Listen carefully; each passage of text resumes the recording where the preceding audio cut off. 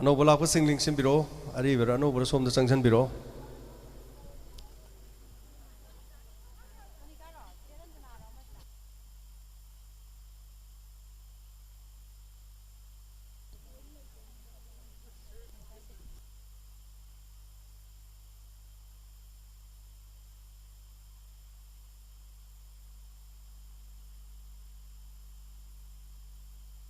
होबे यारे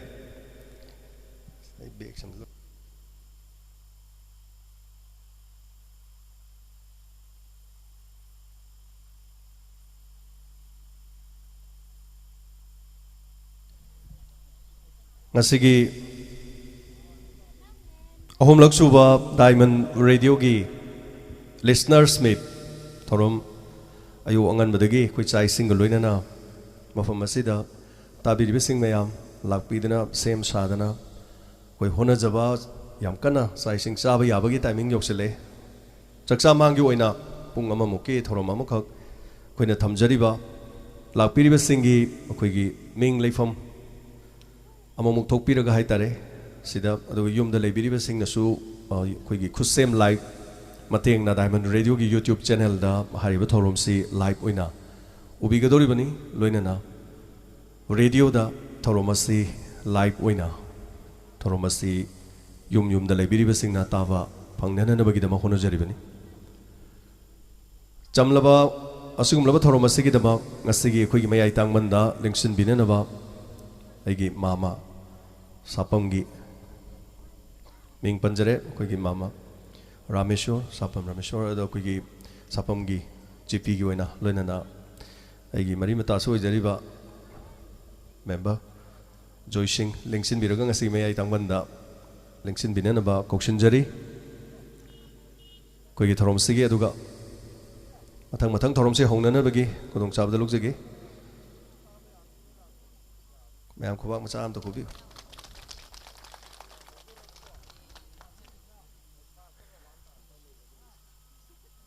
असगी थरोम सिगी मयाई तांगवंदा काय खुमना जरबा लिंक्सिन बिक्रबा मतुंग अखोगी डायमंड रेडियो की स्पॉन्सर्ड की टीम अमा हाइतारे लंबी द लोइना लेरे अदुगा infotech standard organisation Ravi jewellery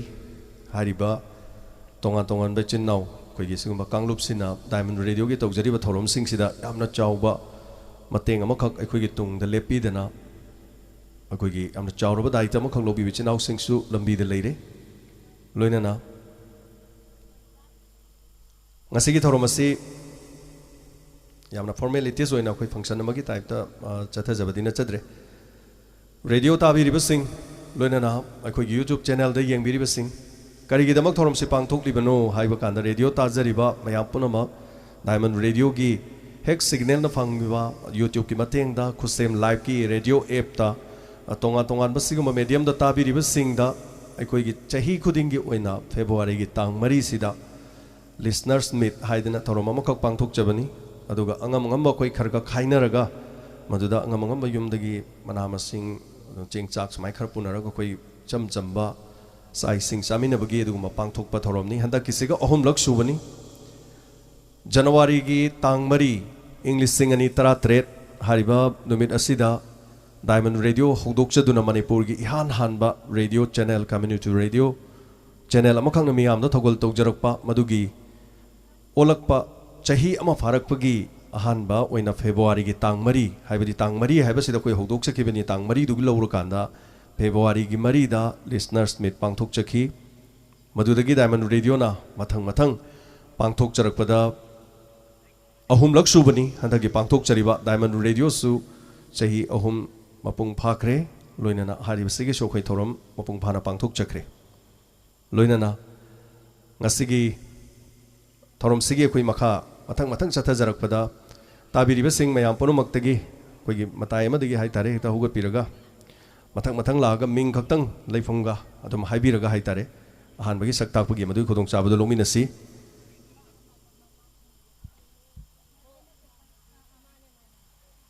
लोइनाना लंबीदा लापिबा सिंग लेंसिन बिरक्सी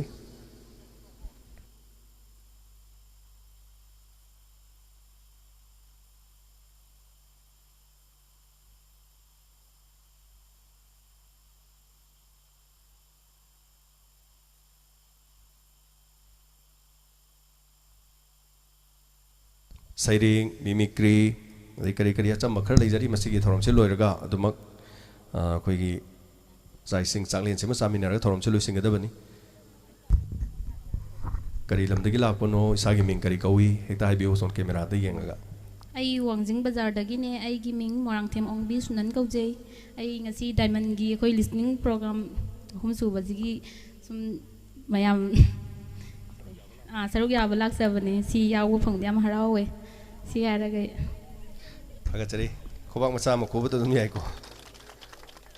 ꯃꯊꯪ ꯑꯅꯤꯁꯨꯕ ꯆꯪꯁꯟꯕꯤꯔꯛꯁꯤ ꯑꯗꯨꯒ ꯑꯩꯈꯣꯏꯒꯤ ꯃꯊꯪꯒꯤꯗꯨꯅ ꯑꯃꯨꯛ ꯁꯦꯝ ꯁꯥꯔꯒ ꯑꯃꯨꯛ ꯂꯩꯕꯤꯌꯨ ꯍꯥꯏꯗꯤ ꯈꯔ ꯅꯛꯅ ꯑꯩꯈꯣꯏ ꯒꯦꯞꯁꯦ ꯌꯥꯝ ꯂꯩꯇꯅꯕ ꯍꯥꯏꯇꯥꯔꯦ ꯁꯤꯒꯤ ꯃꯊꯪꯗ ꯑꯃꯨꯛ ꯆꯪꯕꯤꯒꯗꯕꯗꯣ ꯑꯁꯣꯝ ꯇꯨꯡꯂꯣꯝꯗ ꯑꯗꯨꯝ ꯂꯦꯡꯁꯤꯟꯕꯤꯔꯛꯁꯤ ꯃꯊꯪ ꯃꯊꯪ ꯍꯧꯒꯠꯄꯤꯔꯛꯑꯒ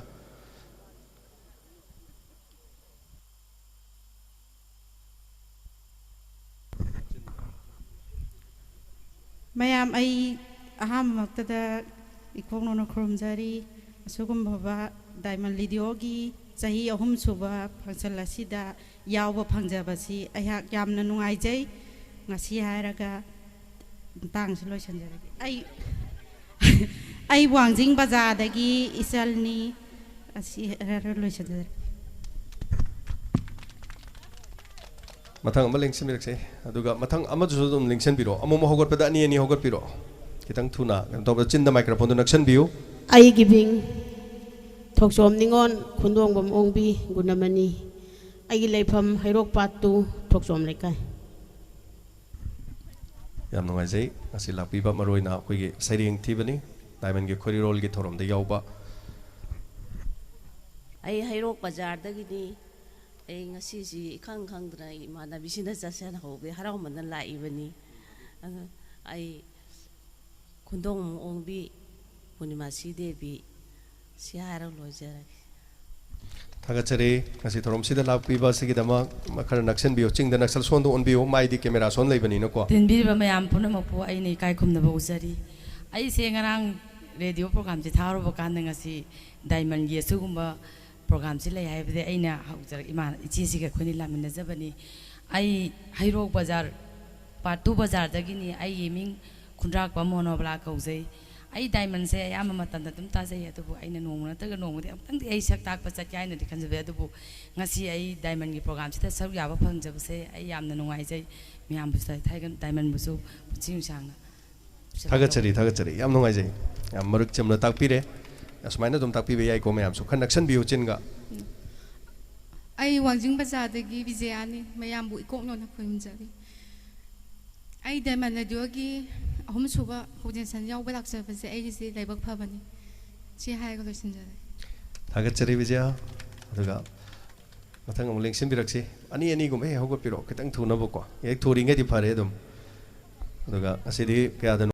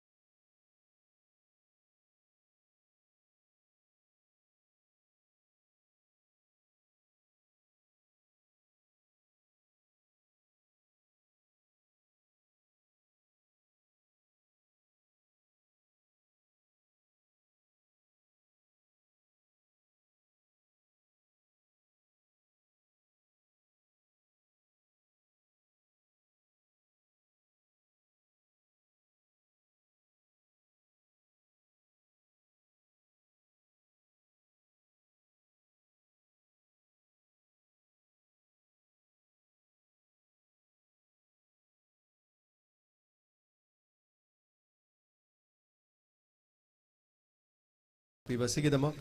ꯃꯊꯪ ꯑꯃꯨꯛ ꯑꯩ ꯊꯧꯕꯥꯜ ꯀꯤꯌꯥꯝꯗꯒꯤ ꯀꯦ ꯄꯤꯁꯛ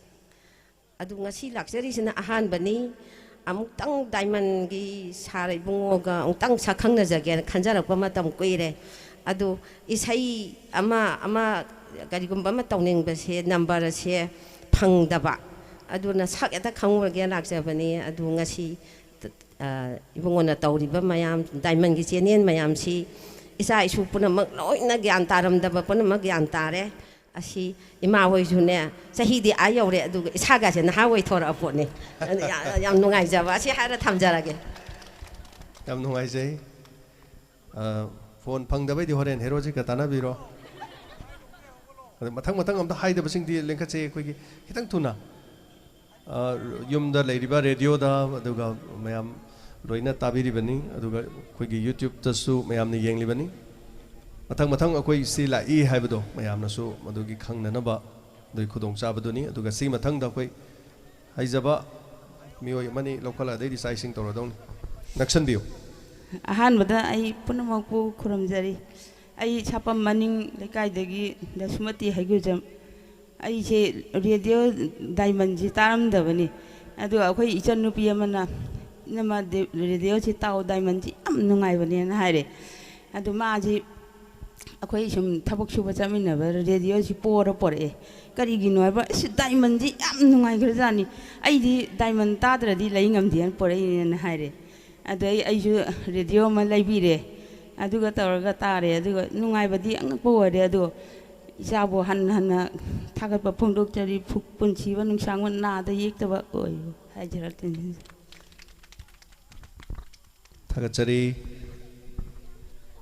ngasi lengchen bere ba mayambu ifok non khorim jari ai tok pasing dagi bina redo diamond gi program khoting ma amata chethadana ta ba mioi amani mage adum akhoi mage adum gi oina icha isu jing na wa thi yam tare thagat chari bina thoram sarok yam yabaduni ꯑꯍꯥꯟꯕ ꯃꯛꯇꯗ ꯂꯦꯡꯁꯤꯟꯕꯤꯔꯤꯕ ꯄꯨꯝꯅꯃꯛꯄꯨ ꯈꯨꯔꯨꯝꯖꯔꯤ ꯑꯩ ꯇꯦꯟꯊꯥ ꯊꯣꯡꯈꯣꯡ ꯕꯖꯥꯔꯗꯒꯤ ꯊꯣꯉꯥꯝ ꯁꯟꯙ꯭ꯌꯥꯅꯤ ꯑꯍꯥꯟꯕ diamond ꯍꯧꯗꯣꯔꯛꯄꯗꯗꯤ ꯑꯩꯈꯣꯏꯁꯦ ꯁꯔꯨꯛ ꯌꯥꯝ ꯌꯥꯖꯔꯝꯃꯦ ꯑꯗꯣ ꯐꯪꯗꯕ ꯃꯌꯥꯝꯒꯤ ꯈꯜꯂꯒ ꯀꯨꯏꯔꯦ ꯂꯦꯞꯆꯕ ꯃꯁꯤꯗ ꯉꯥꯏꯔꯒ ꯂꯣꯏꯁꯤꯟꯖꯔꯒꯦ ꯑꯔꯤꯕ ꯈꯔꯒ ꯂꯦꯞꯄꯣ ꯍꯥꯏꯗꯨ ꯁꯥꯎꯗꯨꯅ ꯗꯥꯏꯃꯟ ꯇꯥꯗꯕ ꯃꯌꯥꯝ ꯂꯩꯔꯝꯅꯤ ꯉꯁꯤ ꯂꯥꯛꯇꯕ ꯍꯨ ꯌꯥꯎꯏ ꯑꯔꯤꯕꯁꯤꯡ ꯍꯥꯏꯇꯥꯔꯦ ꯑꯗꯨꯅ ꯊꯧꯔꯝꯁꯤꯗ ꯁꯛ ꯇꯥꯛꯄ ꯃꯌꯥꯝꯗ ꯁꯛ ꯈꯪꯅꯕꯒꯤ ꯁꯤꯒꯨꯝꯕ ꯇꯥꯟꯖꯥ ꯑꯃ कोई थमजबसीदा लिंबिरगली बहाना थागचरी लोइबिरब्रा मथंग मथंग ताकप लोइबिरब्रा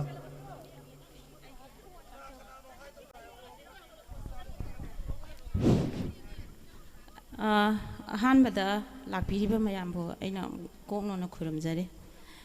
अइ इरेंबन साबा लेकाइदगी बिनोदिनी हाबदो अयाङ अइना हाइजनिंगबा अमदि डायमंड रेडियोबो मयामना नुंगसिबियु अदुगा मयाम संगे योखमिनजी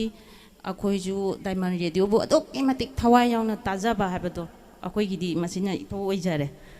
अदुगा डायमंड रेडियोसिना नोंमगी तादबा मतमदा अखोइजि थवाय याम नुंगाइतबा अमा अदुम इसासिदा फाउजरे अइ मसि हारगा लोइसनजरगे थागचरी फोन जी याम तोइना फंगमंदना इना खर लेपोना हाइबा कांगुने होजे अदा याम तोइना फंगदबा मी सिंगदा खरगा चांस पियो हाइबदो मोइदि हेता फंगी फोन से फंगनिंगबा मतमदा फंगबा ngамmi अदुना मयाम फंगदे ना हाइबा सिंगसे कमाइ फंगद्रिनो ना तिमदिरिबा मयामबु आई खुरुमजरी आई यलांखंपोपीदगी रोमा आइजु फोन जे ओटलादे अदुम फंगे अदो सारजेम्सना खतंग पोथाव आइदुदा आई पोथाजबने तागचरी अनि चलोइदे हाइ मोइदा खदि फंगनिंगबा मतमदा फंगी कइनो मोइ फंगदे हाइ दोन लो आई कक्सिंग दवाईदगी मिंग मयांग लंबर प्रिया डायमंड की प्रोग्राम से ngasiga ani suda oina laksabane yauni mangi dada isanu pa tombaduna ngasi boarding da namjilame aduga isanu pi ahan to puraga yaw laksabane thank you थागचरी प्रिया कक्सिंग दगी हाइबा हाइतेदा मिंगा लेफम गे हाइबिरो लो रे yum नाक्तुगा ओ खरे हें नक्सन जी microphone इतै नते को बुङो 자 민도 미사나 자나 칼레바기 마얌제 얌 타가자리 아두 뭐 아팅버기 다이먼기 아팅버도 Imana Pamung Fajub Lolaga, a thing but the Digo de Pukolaga, Imana, Tambati Janupana, Imana Muridigo Saudinia, Ibungo, Nang Tungro, a thing but Agini, a dogmatic Pamjaba, Imana, Kapjaba, Majaba, a thing but Imana, I did go to them Saudi me, Zaza Hapsingam Dre. A thing but Marubam Ima, Hagatarino, Papa, where you go. Wait. Lam de Haram Dre. Tawal Kiam. Tawang Kiam say Tabam. Say Tabam. Tagatari. Betri Marupum Tausi, Kralega.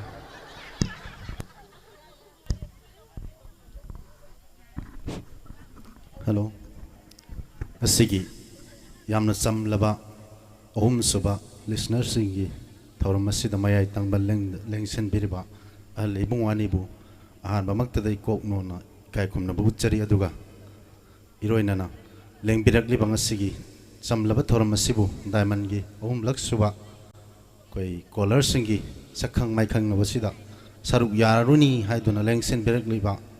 Koi Diamondgi. Yamnung Sizaraba. Kolar Singbu. Anisuba the Kok Nona Kurumzari. Aigaming. Okay, Ning Tauza, Tok Passing the Guinea, Masiaraga, Mayam the Gibida Luxury. Tagatari, Asigi, Torom Simapung Pana Bohona, the Quaidigi, Jauna, Daiteloviva, Egi Marupni, Aduga, Mahamak Ledam, the Torom Sipang Topangam the Bay, Mamangishu, Anishu Bugishu, Ohum Subugishu, Quaidigi Jauna, Daitelovivani, Kobak, a whole bomb to Kobi Oking. Tagatari. I didn't have the give money, I do the door to. Set labong and be the person to Petali Mazam, Hapsalaga may be or he might support Hoga, which 2 hours other. Sierra As is I Betria Sobam Nangan the poor Lord Nico. The links of Biraxi, Matang, Yam Toringa, you quit to doing Sang Nai Rabani. I'm saying now. From Hobo, Kratinga connection view. Hobio. A Hanba Bagdada, Quaying a seat in Biriba. Quai Ponamapu, Kong no Kurumzeri. Ado I Ming Hanatak Toksa Gele Fonga,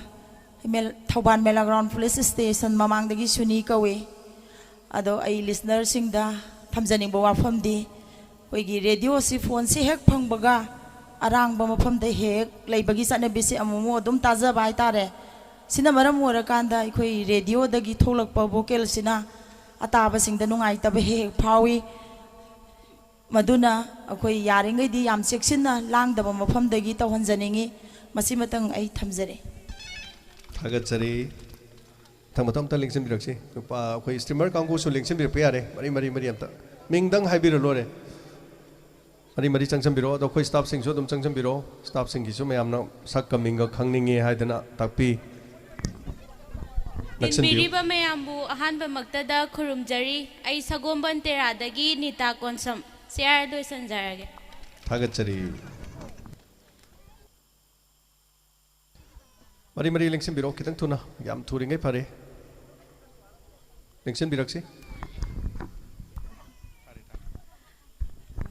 I giving PS Hazida Sahani, Sangai from Damanaktagi, Sierra Galoisanjari. Matang links in Biraxi, Karakatuna, Marie Tung, Adum Lepoga. Yam touring a pare. Next view.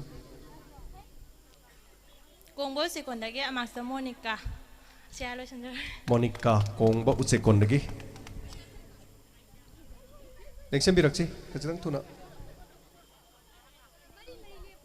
Radio Tabakangu deserves a high cost streamer Kangu in Yam Tap. I don't know, like Tantem Bisnupu, Jistiki, Kuzumandagi. Kuzumandagi. Lam Loy Surabani and view. YouTube the Umbudo to get a Kandi streamers in the Ungalay. I abet Sapam Jingtam Maning Nakai Degi, Diamond Dogi, Nisname and Kanga Bagit Horums, the Saruya Balak Piba Pum Namapu, Honey Item Tagatsa. I Nambolton House and the Ranjita. White Oak Pump. Ranjita, White Oak Pump. I Nambolton House and the Kabirani. Chihalo Sandragi. Tagasari. Matang links in Biraxi, Kazan Tuna, Pagana, touring a pare. Links in I mean Basanta Sanasam, Wangjing Lamding Cherapur. ꯊꯥꯒꯠꯆꯔꯤ ꯄꯨꯝꯅꯃꯛꯄꯨ ꯑꯍꯥꯟꯕꯗ ꯅꯣꯡꯂꯣꯛꯅ ꯈꯣꯏꯔꯝꯖꯔꯤ ꯑꯩꯒꯤ ꯃꯤꯡ ꯈꯨꯗ꯭ꯔꯥꯛꯄꯝ ꯍꯦꯔꯣꯖꯤꯠ ꯂꯩꯐꯝꯅ ꯂꯥꯏꯔꯦꯟꯖꯝ ꯃꯦꯀꯣꯂꯥ ꯂꯥꯏꯔꯦꯟꯖꯝ ꯃꯦꯀꯣꯂꯥ ꯂꯝꯁꯤ ꯂꯣꯏ ꯁꯨꯔꯦ ꯃꯊꯪ ꯂꯦꯡꯁꯤꯟꯕꯤꯔꯛꯁꯤ ꯑꯩ ꯀꯣꯡꯕ ꯂꯥꯏꯀꯣꯟꯗꯒꯤ ꯑꯃꯥꯛꯆꯝ ꯕꯤꯅꯥꯁꯣꯔꯤ ꯕꯤꯅꯥꯁꯣꯔꯤ ꯂꯦꯡꯁꯤꯟꯕꯤꯔꯛꯁꯤ ꯑꯩ ꯀꯣꯡꯕ ꯎꯆꯦꯛꯀꯣꯟꯗꯒꯤ ꯑꯃꯥꯛꯆꯝ ꯁꯤꯂꯥ ꯊꯥꯒꯠꯆꯔꯤ ꯑꯩ ꯇꯨꯇꯨ ꯀꯥꯡꯖꯝ ꯁꯒꯣꯜꯕꯟ ꯇꯦꯔꯥ ꯂꯧꯀ꯭ꯔꯥꯛꯄꯝ ꯂꯩꯀꯥꯏꯗꯒꯤ ꯊꯥꯒꯠꯆꯔꯤ ꯇꯨꯇꯨ ꯑꯩ ꯁꯟꯗ꯭ꯌꯥ ꯋꯥꯏꯈꯣꯝ ꯁꯦꯛꯃꯥꯏꯖꯤꯡꯗꯒꯤ ꯊꯥꯒꯠꯆꯔꯤ ꯂꯦꯡꯁꯤꯟꯕꯤꯔꯛꯁꯤ ꯃꯊꯪ ꯑꯩ ꯄꯨꯁꯄꯥ ꯈꯨꯟꯗ꯭ꯔꯥꯛꯄꯝ ꯁꯒꯣꯜ ꯇꯣꯡꯕꯗꯒꯤ ꯁꯒꯣꯜ ꯇꯣꯡꯕꯗꯒꯤ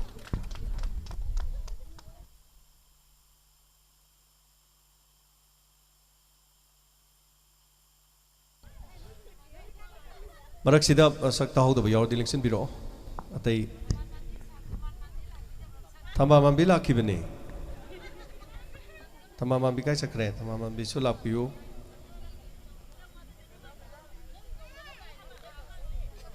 ꯍꯥꯏꯐꯦꯠꯇꯁꯨ ꯃꯁꯛ ꯇꯥꯛꯄꯤꯔꯣ ꯂꯣꯏꯔꯦ ꯍꯣꯏ ꯑꯩ ꯈꯣꯡꯖꯣꯝ ꯁꯥꯄꯝꯗꯒꯤ ꯑꯣꯃꯤꯇꯥ ꯊꯥꯒꯠꯆꯔꯤ ꯑꯣꯃꯤꯇꯥ ꯑꯩꯈꯣꯏ ꯈꯣꯡꯖꯣꯝ ꯁꯥꯄꯝ ꯂꯣꯝꯗꯩ ꯃꯤ ꯑꯃꯅꯤ ꯌꯥꯎꯕꯁꯤꯁꯨ ꯅꯨꯡꯉꯥꯏ ꯂꯦꯡꯁꯤꯟꯕꯤꯔꯛꯁꯤ ꯂꯣꯏꯁꯤꯟꯅꯕ ꯇꯧꯁꯤ ꯑꯗꯨꯒ ꯑꯩꯈꯣꯏꯒꯤ ꯑꯩ ꯊꯧꯕꯥꯜ ꯁꯥꯕꯣꯜ ꯇꯣꯡꯕꯗꯒꯤ ꯄ꯭ꯔꯦꯃꯤꯇꯥ ꯋꯥꯏꯈꯣꯝ ꯁꯤ ꯍꯥꯏꯔ ꯂꯣꯏꯁꯤꯟꯖꯔꯦ ꯄꯨꯟꯁꯤꯗ ꯃꯥꯏꯀ꯭ꯔꯣꯐꯣꯟ ꯄꯥꯏꯗꯕ ꯑꯗꯨ ꯁꯤꯒꯨꯝꯕꯒꯤ ꯇꯥꯟꯖꯥꯁꯨ ꯑꯗꯨꯝ ꯐꯪꯉꯤꯅꯤ ꯌꯥꯝꯅ ꯃꯁꯤꯒꯨꯝꯕꯁꯦ ꯃꯊꯪꯗꯗꯤ ꯑꯃꯨꯛ ꯅꯤꯛꯄ ꯈꯔ ꯐꯅꯦꯅ ꯈꯜꯂꯤ ꯃꯔꯤꯔꯛ ꯁꯨꯕꯩꯗꯤꯀꯣ ꯅꯛꯁꯟꯕꯤꯌꯨ ꯑꯩ ꯇꯦꯟꯊꯥꯗꯒꯤ ꯊꯝꯕꯥꯜ ꯃꯥꯟꯕꯤ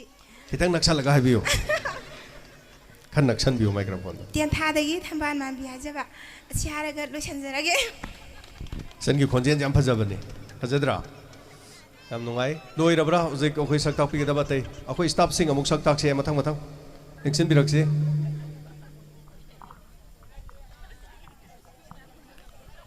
ꯃꯊꯪ ꯑꯍꯥꯟꯕꯃꯛꯇꯗ ꯇꯤꯟꯕꯤꯔꯤꯕ ꯉꯁꯤꯒꯤ ꯂꯤꯁꯅꯔ ꯃꯤꯠ ꯑꯁꯤꯗ ꯂꯥꯛꯄꯤꯔꯤꯕ ꯄꯨꯝꯅꯃꯛꯄꯨ ꯏꯀꯣꯠ ꯅꯧꯅ ꯈꯨꯔꯨꯝꯖꯔꯤ ꯑꯩꯒꯤ ꯃꯤꯡ ꯅꯤꯔꯃꯂꯥ ꯊꯥꯡꯖꯝ ꯑꯩꯒꯤ ꯂꯩꯐꯝꯅ ꯁꯂꯨꯡꯐꯝ ꯃꯌꯥꯏ ꯂꯩꯀꯥꯏ ꯅꯤꯔꯃꯂꯥ ꯊꯥꯡꯖꯝ ꯃꯌꯥꯝ ꯁꯛ ꯇꯥꯛꯆꯔꯦ ꯑꯃ ꯂꯦꯡꯁꯤꯟꯕꯤꯔꯣ ꯑꯩꯈꯣꯏ ꯁ꯭ꯇꯥꯐ ꯃꯊꯪ ꯂꯥꯛꯄꯤꯔꯣ ꯃꯇꯝ ꯃꯥꯡꯗꯕꯤꯗ ꯃꯁꯤ ꯃꯊꯪ ꯄ꯭ꯔꯣꯒ꯭ꯔꯥꯝ ꯃꯆꯥ ꯑꯃ ꯇꯧꯔꯒ ꯑꯗꯨꯝ ꯂꯣꯏꯁꯤꯜꯂꯦ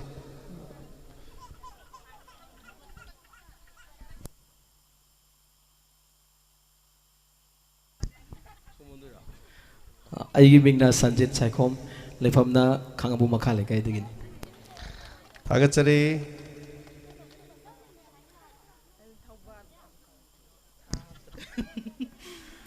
ꯑꯩ ꯊꯧꯕꯥꯜ ꯑꯣꯀ꯭ꯔꯝꯗꯩꯅꯦ ꯑꯣꯀ꯭ꯔꯝ ꯃꯦꯅꯀꯥ ꯀꯧꯋꯦ ꯑꯗꯨ ꯗꯥ ꯖꯦꯝꯁꯀꯤ ꯗꯥꯏꯃꯟ ꯔꯦꯗꯤꯑꯣꯁꯦ ꯄꯨꯟꯁꯤ ꯁꯥꯡꯅ ꯃꯥꯏ ꯄꯥꯛꯄ ꯑꯗꯨꯝ ꯑꯣꯏꯔꯒ ꯂꯩꯌꯣ ꯍꯥꯏꯔꯁꯤ ꯍꯥꯏꯔꯛꯈ꯭ꯔꯣ ꯑꯩꯒꯤ ꯁꯥꯒꯩꯒꯤ ꯏꯆꯟꯅꯤ ꯊꯧꯕꯥꯜꯗ ꯌꯨꯝ ꯄꯥꯟꯕ ꯑꯩꯈꯣꯏ ꯁꯤꯗꯒꯤꯀꯣ ꯑꯩꯒꯤ ꯁꯥꯒꯩꯅꯤ ꯌꯥꯝ ꯅꯨꯡꯉꯥꯏꯖꯩ ꯑꯇꯩ ꯂꯦꯡꯁꯤꯟꯕꯤꯔꯛꯑꯣ ꯑꯩꯈꯣꯏꯒꯤ ꯁ꯭ꯇꯥꯐꯁꯤꯡ ꯄꯨꯁꯄꯥ ꯕꯤꯁꯥꯟꯇꯥ ꯑꯗꯒꯤ ꯑꯩꯈꯣꯏꯒꯤ ꯕꯣꯏꯅꯥꯎ ꯃꯔꯤ ꯁ꯭ꯋꯥꯏ ꯆꯤꯡꯁꯤꯟꯕꯤꯔꯛꯑꯣ ꯄꯔꯦꯡ ꯁꯥꯟꯅ ꯂꯥꯛꯄꯤꯔꯣ ꯃꯇꯝ ꯂꯧꯕꯤꯔꯅꯨ ꯑꯩꯈꯣꯏ ꯈꯤꯇꯪ ꯊꯨꯅ ꯇꯧꯁꯤꯜꯂꯛꯑꯣ ꯑꯍꯥꯟꯕꯃꯛꯇꯗ ꯉꯁꯤꯒꯤ ꯇꯤꯟꯕꯤꯔꯤꯕ ꯃꯌꯥꯝꯕꯨ ꯏꯀꯣꯛꯅꯅ ꯈꯨꯔꯨꯝꯖꯔꯤ ꯑꯩ ꯄꯨꯁꯄꯔꯥꯅꯤ ꯂꯥꯏꯁ꯭ꯔꯝ ꯁꯃꯔꯥꯝꯗꯒꯤ ꯑꯌꯨꯛꯇ ꯄꯥꯎ ꯄꯥꯕꯗꯣ ꯑꯇꯩ ꯊꯧꯔꯝ ꯇꯧꯕꯗꯨꯅꯤ ꯑꯍꯥꯟꯕꯃꯛꯇꯗ ꯉꯁꯤ ꯇꯤꯟꯕꯤꯔꯤꯕ ꯑꯍꯜ ꯂꯃꯟ ꯈ꯭ꯋꯥꯏ ꯄꯨꯝꯅꯃꯛꯄꯨ ꯃꯣꯅꯤꯀꯥ ꯔꯥꯝꯕꯝꯅ ꯇꯔꯥꯝ ꯅꯧꯖꯔꯤ ꯑꯩꯒꯤ ꯃꯤꯡ ꯃꯣꯅꯤꯀꯥ ꯔꯥꯝꯕꯝ ꯋꯥꯡꯖꯤꯡ ꯂꯝꯗꯤꯡ ꯑꯦꯇꯦꯝ ꯃꯅꯥꯛꯇꯒꯤ ꯔꯦꯗꯤꯑꯣ ꯇꯥꯕꯗꯒꯤ ꯑꯩꯈꯣꯏꯒꯤ ꯑꯦꯅꯥꯎꯟꯁꯔ ꯑꯣꯏꯕ ꯌꯥꯎꯔꯛꯑꯕ ꯑꯍꯥꯟꯕꯃꯛꯇꯗ ꯂꯦꯡꯁꯤꯟꯕꯤꯔꯕ ꯃꯌꯥꯝ ꯄꯨꯝꯅꯃꯛꯄꯨ ꯏꯀꯣꯛꯅꯅ ꯈꯨꯔꯨꯝꯖꯔꯤ ꯑꯩ ꯈꯣꯡꯖꯣꯝꯗꯒꯤ ꯁꯣꯅꯤꯌꯥ ꯃꯨꯇꯨꯝ ꯑꯅꯧꯕ ꯁ꯭ꯇꯥꯐꯅꯤ ꯗꯥꯏꯃꯟꯒꯤ ꯂꯦꯡꯁꯤꯟꯕꯤꯔꯛꯁꯤ ꯕꯣꯏꯅꯥꯎ ꯃꯥꯏꯀ꯭ꯔꯣꯐꯣꯟ ꯁꯤꯗ ꯄꯤꯔꯁꯤ ꯂꯥꯛꯄꯤꯔꯤꯕ ꯑꯃꯗꯤ ꯇꯤꯟꯕꯤꯔꯤꯕꯁꯤꯡꯕꯨ ꯑꯍꯥꯟꯕꯃꯛꯇꯗ ꯕꯣꯏꯅꯥꯎ ꯋꯥꯍꯦꯡꯕꯝꯅ ꯇꯔꯥꯝ ꯅꯣꯛꯆꯔꯤ ꯑꯩ ꯕꯣꯏꯅꯥꯎ ꯋꯥꯍꯦꯡꯕꯝ ꯍꯤꯌꯥꯡꯂꯝ ꯑꯋꯥꯡ ꯂꯩꯀꯥꯏꯗꯒꯤꯅꯤ ꯊꯥꯒꯠꯆꯔꯤ ꯗꯥꯏꯃꯟꯒꯤꯗꯃꯛꯇ ꯃꯐꯝ ꯑꯁꯤꯗ ꯂꯩꯕꯤꯔꯤꯕꯅꯤ ꯑꯍꯥꯟꯕꯃꯛꯇꯗ ꯉꯁꯤ ꯐꯥꯏꯔꯦꯡꯒꯤ 12 ꯄꯥꯟꯕ ꯖꯅꯋꯥꯔꯤ ꯇꯥꯔꯤꯛ 3 ꯌꯥꯏꯐꯔꯕ ꯐꯦꯕꯋꯥꯔꯤ ꯇꯥꯔꯤꯛ 3 ꯑꯩꯈꯣꯏ ꯌꯥꯏꯐꯔꯕ ꯅꯨꯃꯤꯠ ꯑꯁꯤꯗ ꯗꯥꯏꯃꯟꯒꯤ ꯀꯝꯄ꯭ꯂꯦꯛꯁ ꯑꯁꯤꯗ ꯄꯥꯡꯊꯣꯛꯆꯔꯤꯕ ꯑꯩꯈꯣꯏ ꯂꯤꯁꯅꯔꯁꯤꯡꯒꯤ ꯁꯛꯈꯪ ꯃꯥꯏꯈꯪꯅꯕꯒꯤ ꯅꯨꯃꯤꯠ ꯍꯥꯏꯖꯕ ꯇꯥꯔꯦ ꯑꯁꯤꯒꯨꯝꯂꯕ ꯊꯧꯔꯝ ꯑꯁꯤꯗ ꯏꯁꯥꯒꯤ ꯑꯁꯤꯟꯕ ꯀꯌꯥꯕꯨ ꯀꯥꯏꯊꯣꯛꯄꯤꯔꯦ ꯍꯥꯏꯔꯒ ꯑꯁꯤꯒꯨꯝꯂꯕ ꯊꯧꯔꯝ ꯑꯁꯤꯗ ꯁꯔꯨꯛ ꯌꯥꯕꯤꯗꯕ ꯌꯥꯗꯦ ꯍꯥꯏꯗꯨꯅ ꯂꯦꯡꯕꯤꯔꯛꯂꯤꯕ ꯈꯨꯗꯤꯡꯃꯛꯄꯨ ꯊꯥꯒꯠꯆꯔꯤ ꯑꯩꯒꯤ ꯃꯤꯡ ꯍꯦꯝꯖꯤꯠ ꯂꯥꯡꯄꯣꯛꯂꯥꯛꯄꯝ ꯑꯩꯒꯤ ꯂꯩꯐꯝ ꯀꯗꯥꯡꯕꯟ ꯄꯥꯔꯠ 1 ꯃꯤꯌꯥꯝꯅ ꯁꯤꯡꯗꯥ ꯗꯥꯝ ꯍꯥꯏꯔꯒ ꯈꯪꯅꯕ ꯖꯒꯥ ꯑꯗꯨꯗꯒꯤ ꯂꯥꯛꯆꯕꯅꯤ ꯑꯩꯍꯥꯛ ꯗꯥꯏꯃꯟꯒꯤ ꯑꯅꯧꯕ ꯁ꯭ꯇꯥꯐꯅꯤ ꯔꯦꯗꯤꯑꯣ ꯇꯥꯔꯒ ꯂꯩꯔꯝꯕꯗꯒꯤ ꯑꯩꯈꯣꯏ ꯁ꯭ꯇꯥꯐ ꯑꯣꯏꯅ ꯑꯩꯈꯣꯏꯅ ꯃꯇꯦꯡ ꯄꯥꯡꯅꯕꯒꯤ ꯍꯥꯏꯖꯕꯗ ꯂꯥꯛꯄꯤꯈꯤꯕ ꯍꯥꯏꯇꯥꯔꯦ ꯃꯊꯪꯒꯤꯁꯤꯅ ꯗꯗꯥ ꯌꯥꯏꯃꯅꯤ ꯑꯍꯥꯟꯕ ꯃꯛꯇꯗ ꯇꯤꯟꯕꯤꯔꯤꯕ ꯄꯨꯝꯅꯃꯛꯄꯨ ꯊꯥꯒꯠꯆꯔꯤ ꯑꯩ ꯇꯣꯞ ꯑꯋꯥꯡ ꯂꯩꯀꯥꯏꯗꯒꯤ ꯑꯩꯒꯤ ꯃꯤꯡ ꯅꯤꯡꯊꯧꯖꯝ ꯅꯅꯥꯎ ꯀꯧꯏ ꯉꯁꯤꯒꯤ ꯂꯤꯁꯅꯔ ꯃꯤꯠ ꯑꯁꯤꯗ ꯑꯩ ꯌꯥꯎꯖꯕꯗꯤ ꯉꯁꯤꯅ ꯑꯍꯥꯟꯕꯅꯤ ꯑꯗꯨꯒ ꯑꯩꯈꯣꯏꯒꯤ ꯌꯥꯝꯅ ꯑꯩꯈꯣꯏꯒꯤ 91.2 ꯁꯤꯒꯤ ꯗꯥꯏꯃꯟ ꯔꯦꯗꯤꯑꯣꯒꯤ ꯂꯦꯠ ꯅꯥꯏꯠ ꯁ꯭ꯇꯣꯔꯤꯁꯨ ꯑꯩ ꯑꯗꯨꯝ ꯑꯇꯣꯞꯄꯒꯤ ꯑꯩꯈꯣꯏꯒꯤ ꯐꯣꯟ ꯀꯅꯦꯛꯁꯟ ꯇꯧꯔꯒ ꯑꯩ ꯑꯗꯨꯝ ꯇꯥꯖꯩ ꯃꯁꯤ ꯑꯩ ꯊꯋꯥꯏ ꯌꯥꯎꯅ ꯇꯥꯖꯩ ꯍꯥꯏꯖꯕ ꯇꯥꯔꯦ ꯃꯁꯤ ꯍꯥꯏꯔꯒ ꯄꯨꯝꯅꯃꯛꯄꯨ ꯊꯥꯒꯠꯆꯔꯤ ꯊꯥꯒꯠꯆꯔꯤ ꯂꯦꯡꯁꯤꯟꯕꯤꯔꯣ ꯑꯩꯈꯣꯏꯒꯤ ꯋꯥꯜꯍꯧꯔꯤꯕ ꯁ꯭ꯇꯥꯐ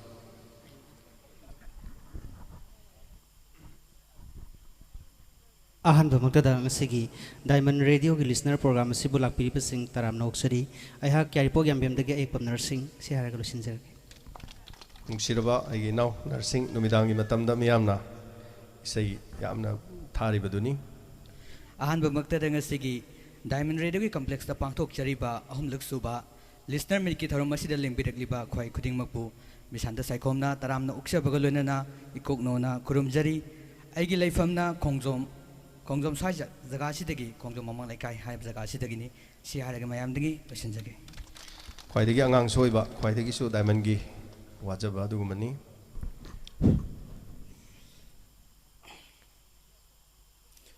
ꯑꯩꯒꯤ ꯂꯩꯐꯝꯅ ꯈꯣꯡꯖꯣꯝ ꯕꯖꯥꯔꯗꯒꯤꯅꯦ ꯁꯥꯈꯣꯝ ꯀꯤꯔꯟ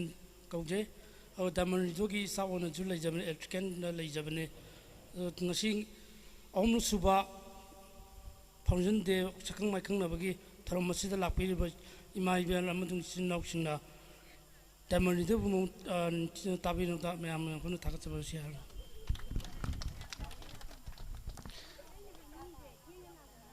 ꯂꯣꯏꯔꯦ ꯑꯗꯨꯗꯤꯀꯣ ꯂꯣꯏꯁꯤꯜꯂꯒꯦ ꯑꯗꯨꯒ ꯑꯩꯈꯣꯏ ꯇꯦꯟꯇꯛꯄ ꯄ꯭ꯔꯣꯒ꯭ꯔꯥꯝ ꯑꯃ ꯃꯈꯥ ꯇꯥꯅ ꯇꯧꯖꯔꯒ ꯆꯥꯛ ꯏꯁꯤꯡꯒꯤ ꯃꯇꯝꯁꯨ ꯊꯦꯡꯒꯗꯧꯔꯕꯅꯤꯅ ꯑꯩꯒꯤꯗꯤ ꯑꯗꯨꯝ ꯃꯌꯥꯝꯅ ꯑꯗꯨꯝ ꯈꯪꯕꯤꯔꯦ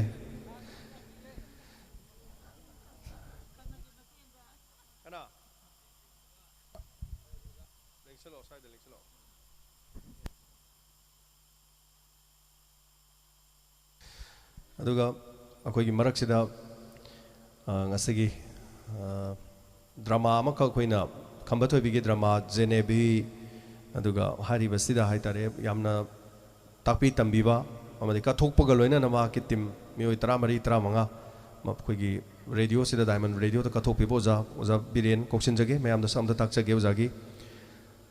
ꯑꯗꯨꯒ ꯑꯩꯈꯣꯏꯒꯤ ꯇꯤꯝꯁꯨ ꯑꯗꯨꯝ ꯆꯪꯁꯤꯟꯕꯤꯔꯛꯑꯣ ꯑꯣꯖꯥꯒ ꯄꯨꯟꯅ ꯌꯥꯎꯕ ꯑꯩꯈꯣই ꯖꯦꯅꯦꯕꯤꯒꯤ ꯇꯤꯝꯁꯤꯡ ꯑꯗꯨꯝ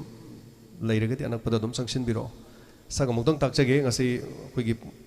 ꯔꯦꯀꯣꯔꯠ ꯑꯃꯁꯨ ꯍꯥꯏꯇꯥꯔꯦ ꯗꯥꯏꯃꯟꯒꯤ ꯔꯦꯀꯣꯔꯠ ꯑꯃ ꯐꯥꯏꯜ ꯑꯃ ꯑꯣꯏꯖꯒꯗꯧꯔꯤꯕꯅꯤ ꯑꯗꯨꯒ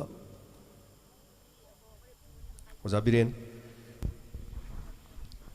ꯑꯍꯥꯟꯕꯃꯛꯇꯗ ꯑꯩꯅ ꯏꯁꯣꯔꯕꯨ ꯋꯥꯡ ꯊꯣꯏꯅ ꯊꯥꯒꯠꯆꯕꯒ ꯂꯣꯏꯅꯅ ꯉꯁꯤꯒꯤ ꯌꯥꯏꯐꯔꯕ ꯄꯨꯡꯐꯝ ꯑꯁꯤꯗ ꯂꯦꯡꯕꯤꯔꯛꯂꯤꯕ ꯈꯨꯗꯤꯡꯃꯛꯄꯨ ꯑꯩꯅ ꯏꯀꯧꯅꯣꯅ ꯑꯍꯥꯟꯕꯃꯛꯇꯗ ꯈꯨꯔꯨꯝꯖꯔꯤ ꯇꯁꯦꯡꯅꯃꯛ ꯗꯥꯏꯃꯟ ꯔꯦꯗꯤꯑꯣꯁꯤ ꯁꯥꯔ ꯖꯦꯝꯁꯅ ꯍꯦꯛ ꯍꯦꯛ ꯂꯥꯎꯊꯣꯛꯄꯤꯕ ꯃꯇꯨꯡ ꯏꯟꯅ 5-7 ꯂꯥꯛ ꯀꯌꯥꯅ ꯈꯨꯖꯤꯡ ꯑꯣꯏꯗꯨꯅ ꯇꯥꯟꯅꯔꯦ ꯍꯥꯏ ꯉꯁꯤꯒꯤ ꯂꯤꯁꯅꯔ ꯅꯨꯃꯤꯠ ꯑꯁꯤꯗꯗꯤ ꯁꯨꯞꯅꯗꯪꯒꯤ 0 ꯀꯛꯊꯠꯂꯒ ꯃꯤ 200 ꯇꯤꯟꯕꯁꯤ ꯈ꯭ꯋꯥꯏꯗꯒꯤ ꯍꯦꯟꯅ ꯊꯋꯥꯏ ꯌꯥꯎꯕ ꯏꯆꯤꯟ ꯏꯅꯥꯎꯁꯤꯡꯗꯨꯅꯤ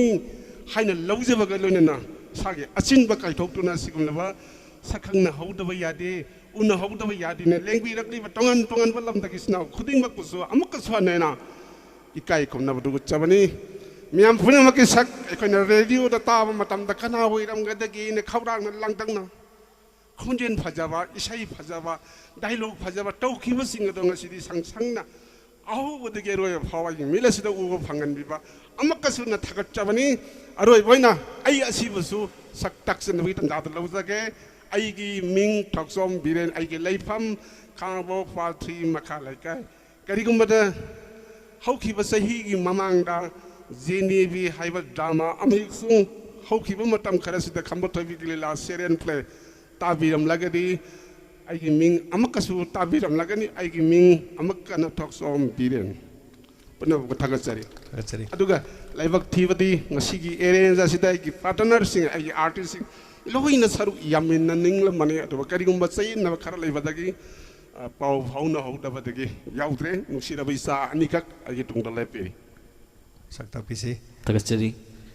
ꯁꯤꯒꯨꯝꯂꯕ ꯑꯩꯈꯣꯏ ꯗꯥꯏꯃꯟ ꯔꯦꯗꯤꯑꯣꯒꯤ ꯀꯣꯂꯔꯁ ꯃꯤꯠ ꯍꯥꯏꯖꯕ ꯇꯥꯔꯦ ꯁꯤꯒꯨꯝꯂꯕ ꯄ꯭ꯔꯣꯒ꯭ꯔꯥꯝ ꯑꯁꯤꯗ ꯌꯥꯎꯕ ꯐꯪꯖꯕ ꯃꯈꯩ ꯂꯩꯇꯅ ꯊꯥꯒꯠꯆꯔꯤ ꯑꯩꯒꯤ ꯃꯤꯡ ꯗꯤꯅꯦꯁ ꯊꯣꯛꯆꯣꯝ ꯑꯩ ꯈꯥꯡꯉꯕꯣꯛ ꯄꯥꯠ 3 ꯃꯈꯥ ꯂꯩꯀꯥꯏꯗꯒꯤꯅꯤ ꯑꯗꯨꯒ ꯃꯃꯥꯡꯗ ꯁꯟꯗꯣꯛꯈꯤꯕ ꯑꯩꯈꯣꯏ ꯍꯧꯖꯤꯛ episode 9 ꯁꯟꯗꯣꯛꯂꯤꯕ ꯈꯝꯕ ꯊꯣꯏꯕꯤ ꯍꯥꯏꯕ ꯄꯔꯤꯡꯁꯤꯗ ꯑꯩ ꯀꯕꯨꯏ ꯁꯂꯥꯡ ꯃꯥꯏꯕꯒꯤ ꯁꯛꯇꯝ ꯂꯧꯖꯒꯦ ꯃꯁꯤ ꯍꯥꯏꯔꯒ ꯂꯣꯏꯁꯤꯟꯖꯒꯦ ꯊꯥꯒꯠꯆꯔꯤ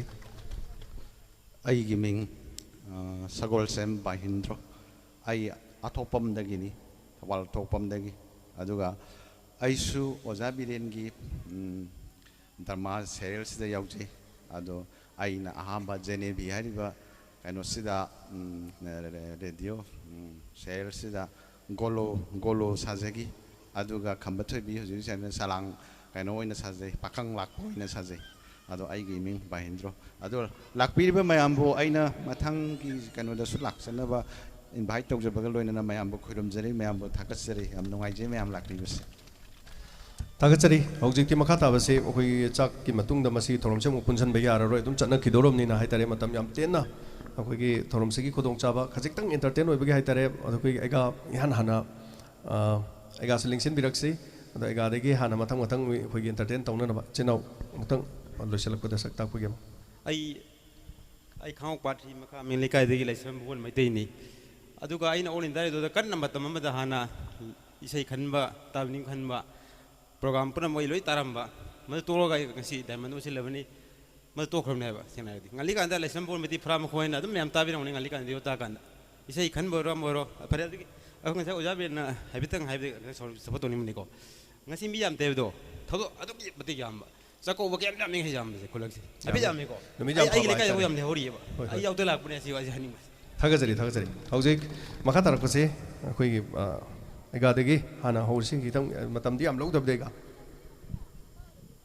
ꯃꯤꯅꯤꯠ ꯑꯅꯤꯈꯛꯇꯪ ꯂꯧꯖꯒꯦꯀꯣ ꯑꯩ ꯀꯟꯅ ꯂꯩꯁꯤꯜꯂꯝꯕ ꯅꯠꯁꯦ ꯑꯃꯨꯛ ꯍꯟꯗꯣꯛꯇ꯭ꯔꯗꯤ ꯍꯥꯎꯗꯠꯂꯤ ꯑꯗꯨꯅ ꯉꯥꯛꯇꯪ ꯀꯞꯄ ꯌꯥꯕ꯭ꯔꯥ ꯌꯦꯡꯕꯤꯔꯣ ꯊꯪꯅꯕ ꯃꯤꯀꯨꯞꯇ ꯑꯃꯨꯛꯇꯪ ꯅꯣꯛꯄ ꯌꯥꯕ꯭ꯔꯥ ꯌꯦꯡꯕꯤꯔꯣ ꯃꯍꯥꯚꯥꯔꯠ ꯋꯥꯔꯤ ꯂꯤꯖꯕꯅꯤꯅ ꯃꯍꯥꯚꯥꯔꯠꯇ ꯐꯥꯒꯤ ꯅꯥꯆꯣꯝ ꯑꯣꯏꯅ ꯈꯖꯤꯛꯇꯪ ꯊꯦꯠꯆꯤꯟꯖꯔꯒ ꯁꯦꯝꯖꯕ ꯅꯥꯆꯣꯝꯅꯤ ꯏꯟꯇꯔꯇꯦꯟꯃꯦꯟꯅꯤ ꯄꯨꯝꯅꯃꯛꯅ ꯑꯁꯣꯏ ꯑꯔꯥꯜ ꯈꯤꯕꯤꯛ ꯉꯥꯛꯄꯤꯅꯕꯒꯤꯗꯃꯛ ꯑꯍꯥꯟꯕꯃꯛꯇꯗ ꯀꯣꯛꯅꯣꯟꯅ ꯈꯨꯔꯨꯝꯖꯔꯤ इमागे अर्जुन लाइबक थीरबी अपेन बने इंथोक पीरबी नुंगाइब कौबदो मदुन लापन नथैदुन चटख्रबी अहल मदम मोइरबी करिगति लैत्रबी अइंगोंदो द्रब पोलुम मम ओइरंबदो नंगिन फमददि करि सोइरंद्रब कोय मागे अर्जुन इमा पेले नंगबु शाओइन फंगजरुबा लाइबक थीरबी कुंती आई पोकपगी महियाले मागे वर्षन नंगबु आइना पोकलकपा साउन नबी योगलकपा आइगी तंपाक थक्ता नौथी साखिबा नोरोजीबो मियोइबना ममा ओइबिगी खोमलांग आमृतगी लमन सिंग बंगमदे हाइनबदोय मागे वर्षन ngasi हाइब नुमित सिदगिदी अपोक पिना मागे लमन तोंद्रब मच्चा हाइबदो ओइरो कोय मागे वर्षन इमा ममा ओइबी सिंगी थमोइदी पेनबी बतन मसरुकने हाइबदो तसेगले इमा इहो जन्मंद की मपोक से सिमतन तन कोति जन्मे जन्मान तोरे पाप से लब तोलब नच्चा अर्जुन इमा नंगी गर्भगी नच्चा ओइब फंगजगी इमागे अर्जुन लेप नमक फंगजरो कोई मागे अर्जुन इमा पोटी कापे है ngaiko इमागे अर्जुन चंगजिलखो लाइव डायमंड लिसनर की सिगुमलबा लिसनर मिट की प्रोग्राम से तिल्लिबा पुनमक असे याइफम गुल पिरमखो होइमा ngasi eba numise masidagidi sangkha chakra gada padma khulai mari thon bai bungo mahakna lengpi rakliba punamaki ngasi dagi ꯇꯨꯡꯗ ꯂꯥꯛꯀꯗꯕ ꯄꯨꯟꯁꯤꯒꯤ ꯈꯣꯡꯆꯠꯇꯣ ꯃꯗꯨꯗ ꯅꯨꯡꯉꯥꯏꯕ ꯌꯥꯏꯐꯕ ꯏꯪꯕ ꯇꯞꯄ ꯆꯥꯎꯈꯠꯄ ꯁꯥꯟꯇꯤ ꯄꯨꯝꯅꯃꯛꯀꯤ ꯃꯪꯒꯣꯜ ꯑꯣꯏꯕꯗꯣ ꯄꯤꯅꯕꯤꯔꯝꯕ ꯑꯣꯏꯔꯁꯅꯨ ꯄꯛꯆꯕꯅ ꯂꯣꯏꯔꯦ ꯊꯥꯒꯠꯆꯔꯤ ꯑꯩꯈꯣꯏꯒꯤ ꯃꯊꯪꯗ ꯑꯩꯈꯣꯏꯒꯤ ꯋꯥꯡꯖꯤꯡꯗꯒꯤ ꯂꯤꯡꯁꯤꯜ ꯂꯥꯛꯄꯤꯈꯤꯕꯤ ꯔꯟꯖꯅꯥ ꯃꯤꯡ ꯄꯟꯖꯔꯦ ꯃꯣꯅꯣꯂꯣꯛ ꯃꯇꯦꯛ ꯑꯃ ꯇꯧꯕꯤꯌꯣ ꯁꯨꯝ ꯑꯦꯟꯇꯔꯇꯦꯟ ꯃꯇꯦꯛ ꯃꯇꯦꯛ ꯇꯧꯔ ꯂꯣꯏꯁꯤꯜꯂꯁꯤ ꯑꯗꯨꯝ ꯆꯥꯛ ꯏꯁꯤꯡꯒꯤ ꯑꯗꯨꯝ ꯃꯔꯛꯁꯤꯗ ꯑꯩꯈꯣꯏ ꯁ꯭ꯇꯥꯐꯁꯤꯡ ꯑꯗꯨꯒ ꯁ꯭ꯇ꯭ꯔꯤꯃꯔꯁꯤꯡ ꯆꯪꯁꯤꯟꯕꯤꯔꯒ ꯑꯩꯈꯣꯏ ꯄꯨꯈꯝ ꯊꯥꯕꯒꯨꯝꯕ ꯈꯣꯠꯄ ꯑꯇꯩ ꯑꯇꯩ ꯀꯩꯅꯣ ꯇꯧꯕ ꯍꯧꯖꯤꯟꯕꯤꯌꯨ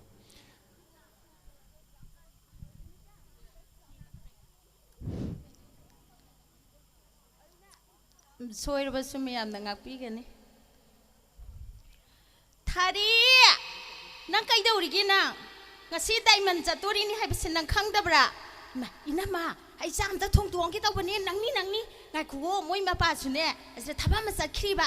kaino kharanga na sa se hairaga thenga chalaga kai dog doino moi gi studio ka to yengu je haiba hoi mi ai chu yeng ning dana leiramini ado yam luba ma inama ai moi ma pa da ngarang de gi nang mel haudre haiba he kaino adu men ba mu legidro meluranu horene lagane studio de tawri miyam tiliba miyam do adu loina tamagane loina phada jagrani pharise chalsi se loisalo se thank you aisi hajer loisan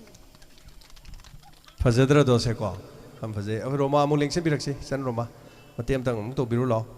aduga mathang khoi kaga chandra sem sa don lebiu yam kuira roi sai sing hek thabaga dum yarni adu khoi streamer sing mayam adu khoi staff sing torga kam khitang thuna thana ba Hello. Ai monologue matem tang tawjage. Thoi bia. Kai haige bobo. Ngachi je diamond da chatori ba ko. Aduna ne ichinga chaba ga do puthorau iru jana ba. Bobo. Sida leire isinga chaba. Ado bobo khathuna lu chalo ko. Ai ju loi chalamora. Hoine loi chalamone. Chala dauni. Ado bobo laimangda gari ngairamgani aduda ai gari ngairamora chamina jira Hey chamina ra loire hanu dang jida mu tu sangkho channa na tauni ko bobo adudi gari je kakhala chala ji ko hoi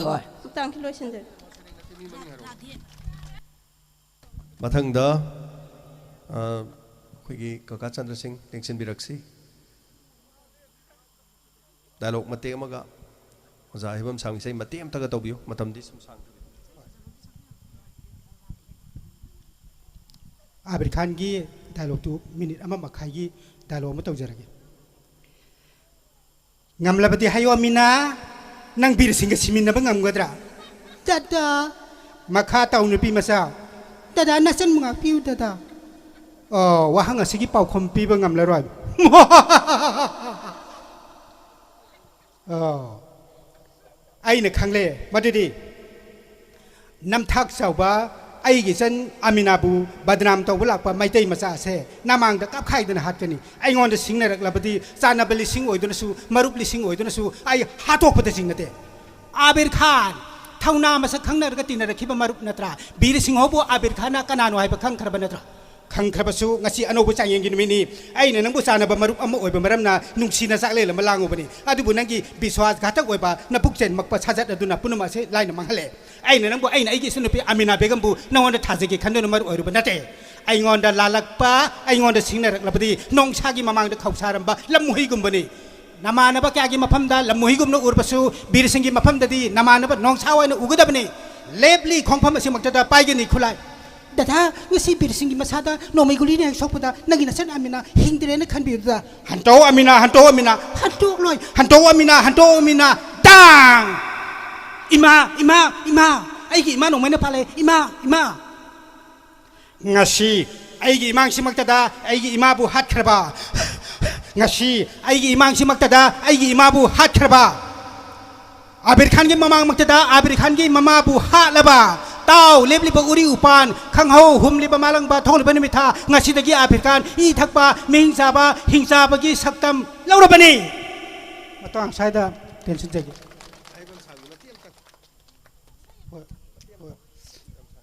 orang Taiwan magi kari sai sau gam du saktar ke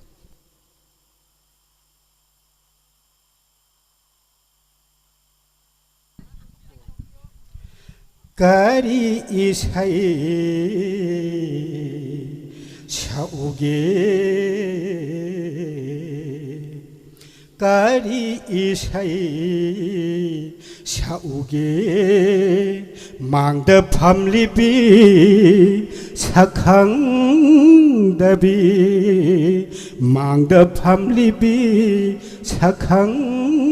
dabi Kari isai sauge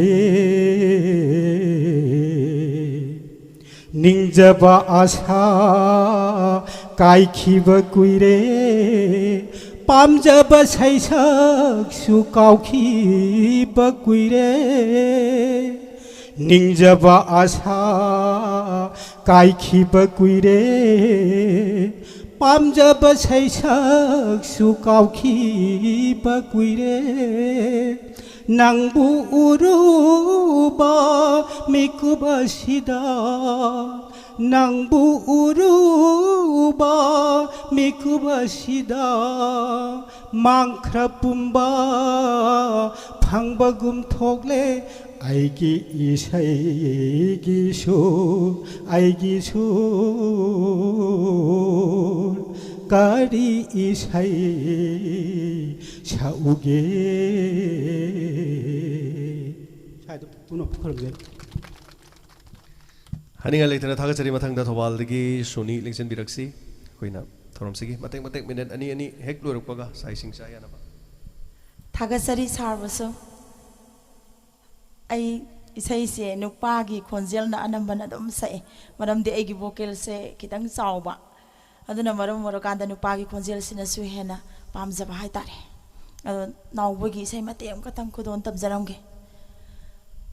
Satli basahigi aroiba tha kaugene nangbo nongsi bining tham tha Satli basahigi aroiba tha Thank you Thagachari soibam Shamananda Singh koksanjari asagi thoramsigi mathang sem sadun lai view chaw bai kham lingsen biraksi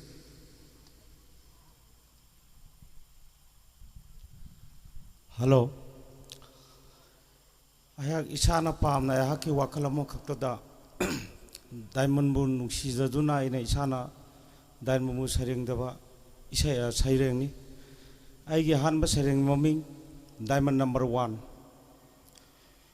Khongjom turen gide horokpham kheba singina na pomda ingna singna ka nangan thoirak lebi Diamond Kobi FM radio awana kyabu tungoinaram lili set pamalang bana sai thorol le paletraba na kinapa tabagi pem naitraba naidraba na ki khonjen angak pani mioi bigi punsi khongchat le paletraba awana thajarude khantharude nomatasu Khongjom imagi masai gonda Sampho Lakini Diamond FM radio Makhal Mathel Kyana Laiteng Laba Tabagi Penba Naidraba Nahaki Khonjen Inglaba Ningtamgi Ulian Sukirude Sarva Kalingi Masasu Thausarude Adubuni Heima Diamond Kobi Nahaki Khojen Dabu Taning Bana Awana Kya Buna Thiram Napau Dabum Taning Na Mikuk Kuding Ajari Matang Sita Haki Sareng Losenjare Thagachari mathang lingsen biraksi chawba hai kham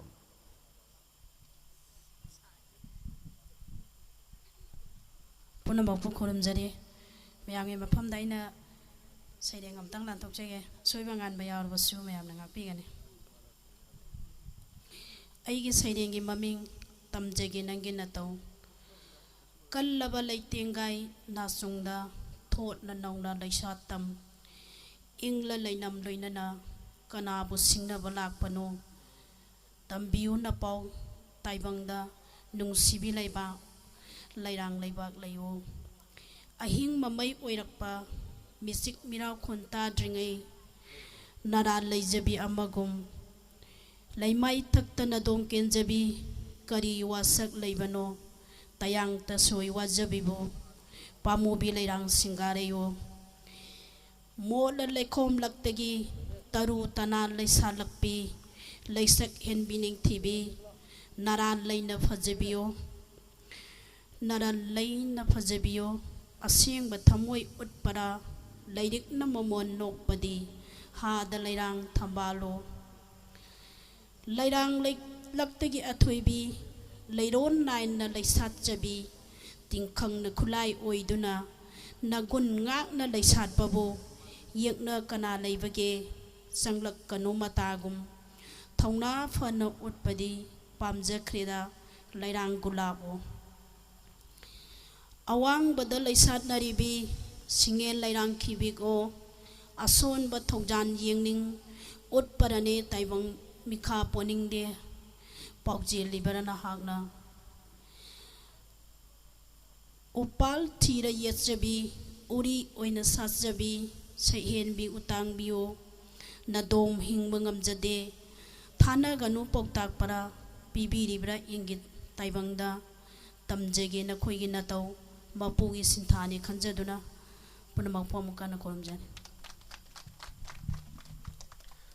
mathangda koksanjari laisram shamo masagi mathangda gunamani leima sem saduna lebiu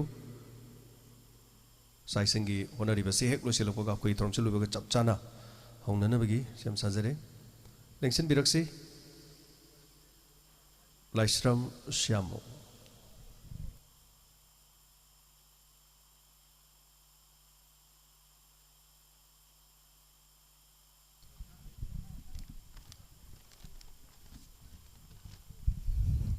ahan bamaktada mayam bukhum jari sairengchi pathok tringai mangonana kai khangan jage akon hojiki matam da nupi nupaga rai chap mana yadra mayam pum haibiri adubu sairengchi ta kari haribu no haibu tum tamnasi nipana nupi lonba mine thina ngangade nupi ne nipa lonba mine tunsinai nipana ju thakpa mine ke sungangade nupi ne ju thakpa mine thina ngangne nipana nupi phaba mine ke sungangade nupi ne nipa phaba mine tangum bin hainai nipana nupi da phuba mine ke sungangade nupi ne nipa da phuba mine hingsa bin hainai nipana ahing da koiba mine ke sungangade nupi ne ahing da koiba mine thabak yene nipana nupi tungin naba mine ke sungangade nupi ne nipa tungin naba mina hindu piningane nupina lone sakhiba maumang khre pathukpi nipana lone sakhiba mini ke su ngangnade nipana ahum nak lohongba mini ke su ngangnade nupina anirak lohongba mina tahuide haine nipana migede lekluba mini ke su ngangnade nupina migede lekluba mini hekta pauthokne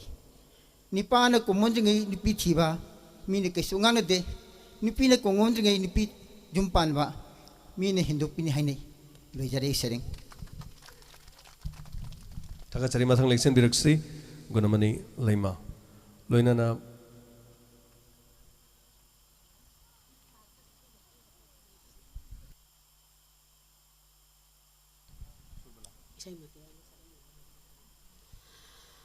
aigi sairengi maming nisagi ipakta iraknari nisagi ipakta iraknari maitai nongsa macasing nisagi ipakta iraknari maitai nongsa macasing satnabida hidanari khunai sina tamthiraba lainagi iselna ithak ipom horakli laikangi ipak iyaisida sangai nungi pari imom sing tautharakli akanba iselsida kannanaba honari layeng loisingna krik krik inariba sana kaithen mayaida punsi lukmai thaduna sara taliba palem sing koitan tanbiri sajai roi singna sambal khahaudraba mafam singdagi sat sat lisilai londin nadraba tada mujau khoi punamak se lukkhragradarne amambaluraba ipaksida saireng di matang sida loijare ai isai matem ta khuruk sakcharangi loinana isai ai radio da di sakta ba isai je saktringe da akoi gi ges amaka infotech standard organization gi thokjom jemi lengsin bire masi marak tam tang thalaga lengsin birak se akoi gi daista loinana khoi stop lengsin biu Infotech Standard Organization ki Diamond Radio ki co-sponsored oibiriba ai gi nuksi jaraba inau Khongjom Jemi mayam khoba am ta khubi ho Jemi ki lengsin biraksi Kangu thaki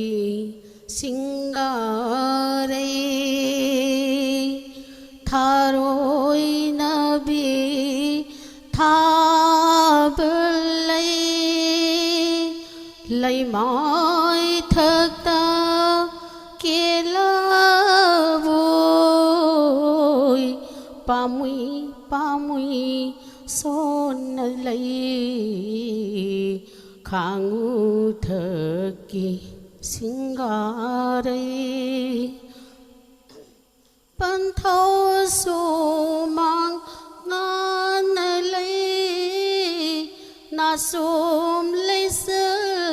sim da lai Sabi man je kudo lai Monugi na pa sinalay pakhang mo lang nakta nganalay koi mo pong ning nungolay layrang lay khok loy ra boy layrang ilay khok loy ra boy pamui pamui son dalai khangu thaki singare karam dai gi thazna muna muna yeng howe nongalam dai sajingna tani tani khang howe mi ko matangi oira boy pamui pamui son lai khangu thaki singa rai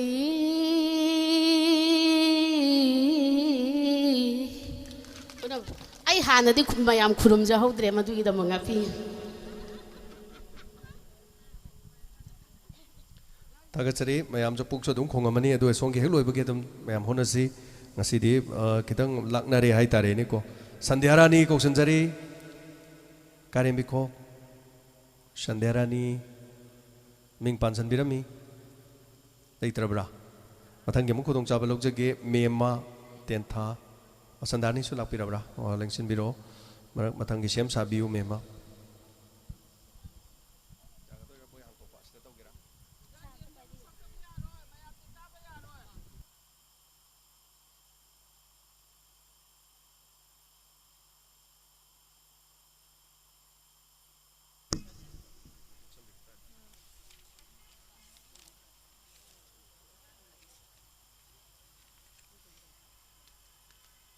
mayam punamakpu amuka suhanna khurumjari ai hana diamond radio da su khudon di tamjagrabani adubu mayam da message piba oina masigi sairengje lanthokjage ai gi sairengi maming taibang kaithel ngasi aikhoi punamak ase karibani taibang kaithel sanaribani lila malengi phampak thaksida nongmadi chatkhigani punsi lila sanaba loiraduna kanana su khamba yadana kalakpa mihauba mihat mi pul leitraba lamdam duda laibak na saba hakjang ase tin khigani laibak nungda asuma hinglingai matam nang ai saminasi yana yana duna hingminasi nang ai nungsinana kalak mihauba leinadana khangu he miyoiba aikhoi punamak ase karibani taibang kaithe loijare agi sare mathang mema lengsin birau ming panjare tenthadagi mathang chautombi sem saduna lebiu mathang en tomba topasingdagi aigi sairengi maming diamond lima diamond kaubi ima wo khongjom bazar gi di nongpokta ingna jingna ngali bi diamond kaubi ima wo ปังละบินาซาไอคอยนะอิมานังกินาตัมบักตาเซียนจงดูนะสานะจะบะ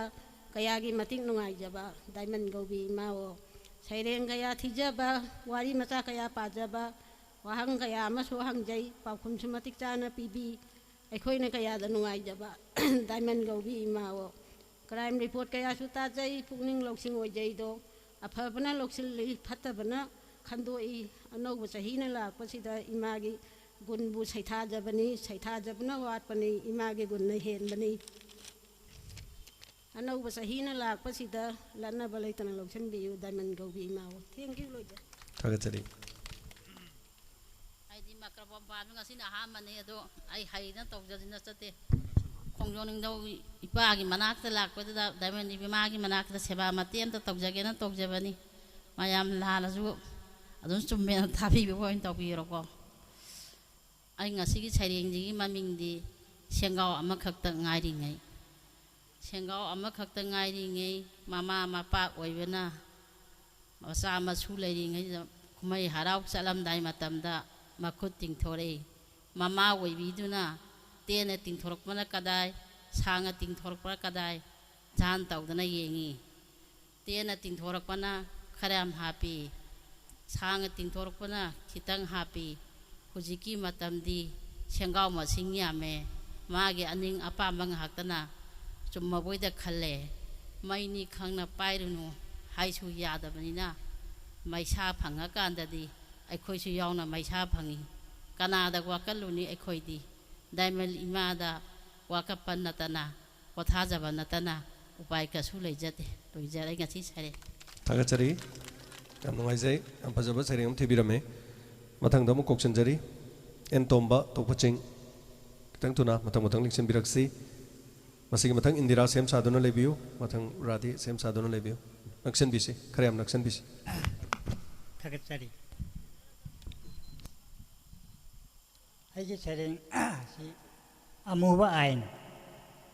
ไอ้คอยสินีนาวนี้แต่บางมีโปงักตันี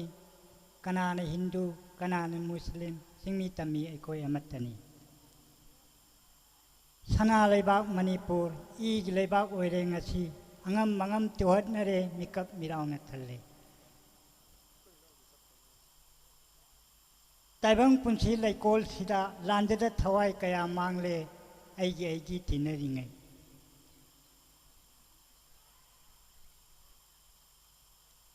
อีนมนข้างนเรแต่บางทวาย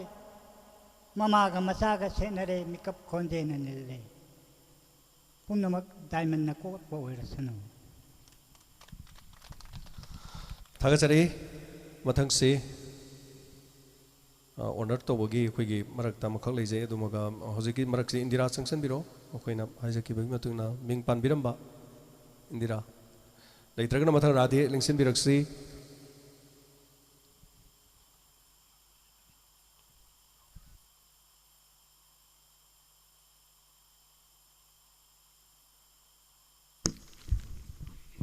ปุณเอาปุอีกงนนครุมจรี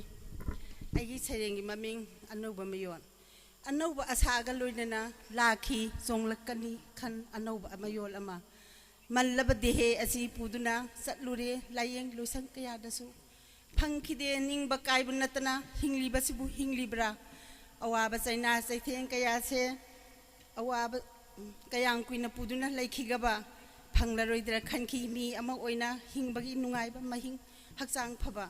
กงำละรอยดบะอนาบกิไซนากยาสินะหิงบกิมหาวกโทคิดระบปุนซีเซขันคีวักขันนะหิงบกิอัฐบุทกลิบระอดูบุลาคีมาพัมสิดานี่ไอ้กิวักขันบุจิงซิงบิคิบะปุนซีกิเลมหอริบะมาคักอสิบุลาโอมาพัมสิดาคุลามตัวนักกบิคีเลยเรสิเดหิดาหักสังพันนาเดยิกตันนบัลไลวานีท่าจะรำเดียปุนนักอาริยมตากันนี่ขันคีอดูบุงาสิดีมังลานโดมังพาวนาเรปุนสิกิโอยทุกละรวยขลัมบาปีระเรงาสิดีมังอาลอดูมาพัมสิดาหลักปะคุดิงโอกลีนังนาฮาราวนะนั่งกินนุสีบกิลังลานะปุนสินบิดีอมตะโอยนะปุนสิบุอาริยมบดมังหันกันูสีบตาบสุมิกุขระดังหิงละมูนุงไงบะมิรักสิดามินุงสิตนะทัลละบามีเอบกิลัมจัดปุสุอสุมบัลลัมบิดาลัมจิงบิดีนุงไงบะอาสากยากะลอยนานะ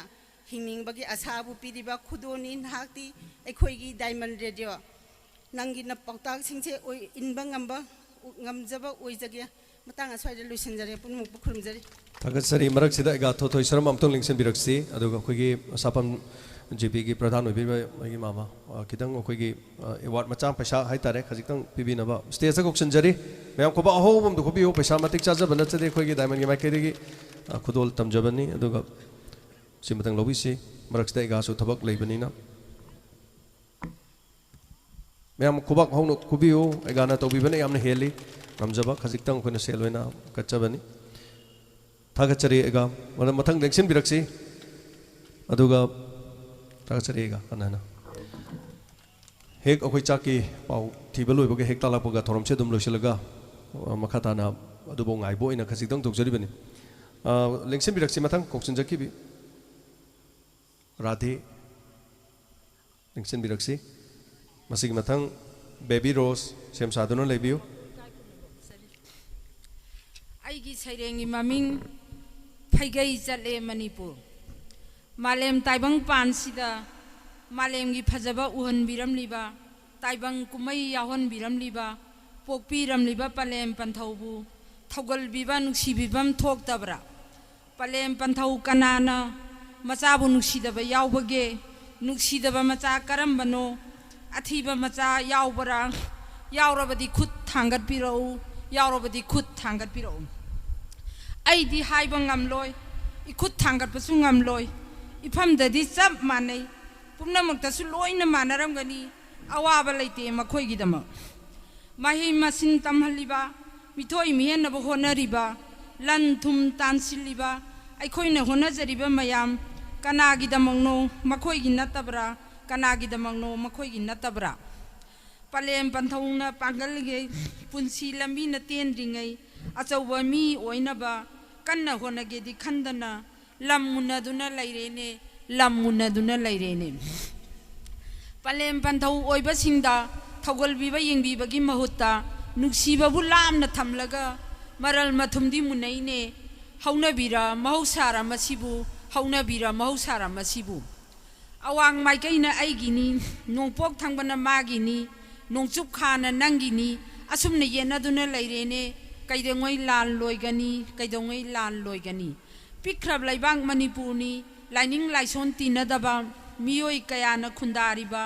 आइगी मागी चिंगनबदा फैगै जलेने Manipur लोइजारे थागचरी मरक्सिदा ननाव mimicry तौबगी अदोसि मथंग baby रो same साबियो ननाव लमसुलापी लोइना अखोइना सिंजरिबा रेंसिगी मतुंगिना कितंग नुंगाइना नबगिदमा ननाव mimicry माना हेक हाइजबा मतेक मतंग तोमिनसी हेक चाकते सोंगी जुजिक चाक हापा होग्रे अदुना हेक लोइबगा दुमा कोइ पुना होमिनरसी चामिनसी ननाव microphone सिनजरी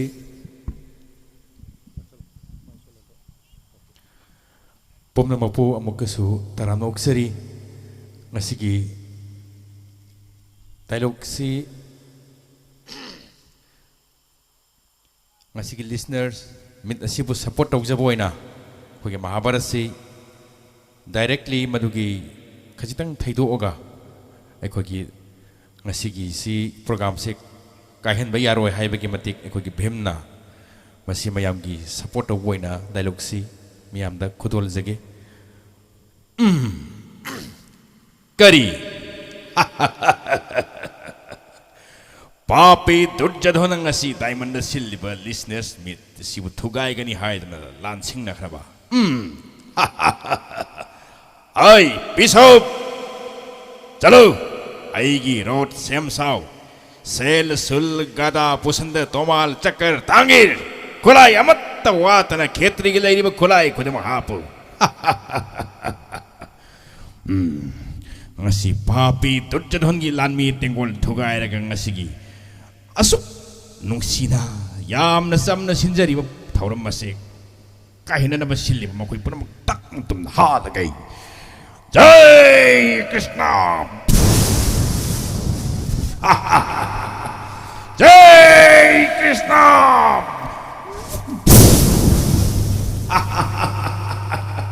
Papi nang mga sinong an marigi bem na tiri mani papi nahaki lanmi tenggol thajalak na kari kita magtang ngasigi diamond gi program se kahen na masiliba papi nangbu bim na wasak ki bagi matungin na nangbu ten na thadun haloi nang boigi gada na yai khai raga joma loi ta tha ba hai basai gi wasak ni nang kaurabra namang lep di ba ise nang gidi jom ni kaurabra nang bupok pamitang ba distarastra gumna nahak se una udra bra pangbal Jai Krishna Jai Krishna ya ai Dusason ay murkha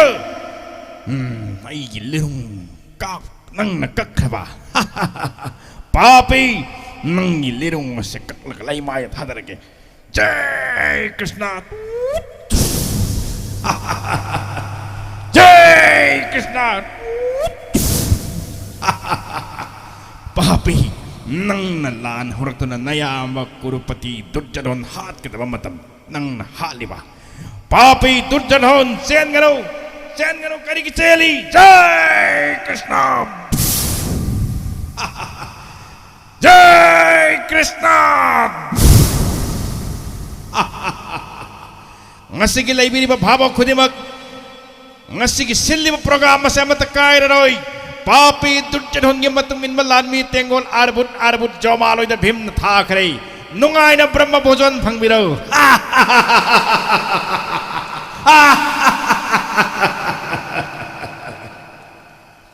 kuri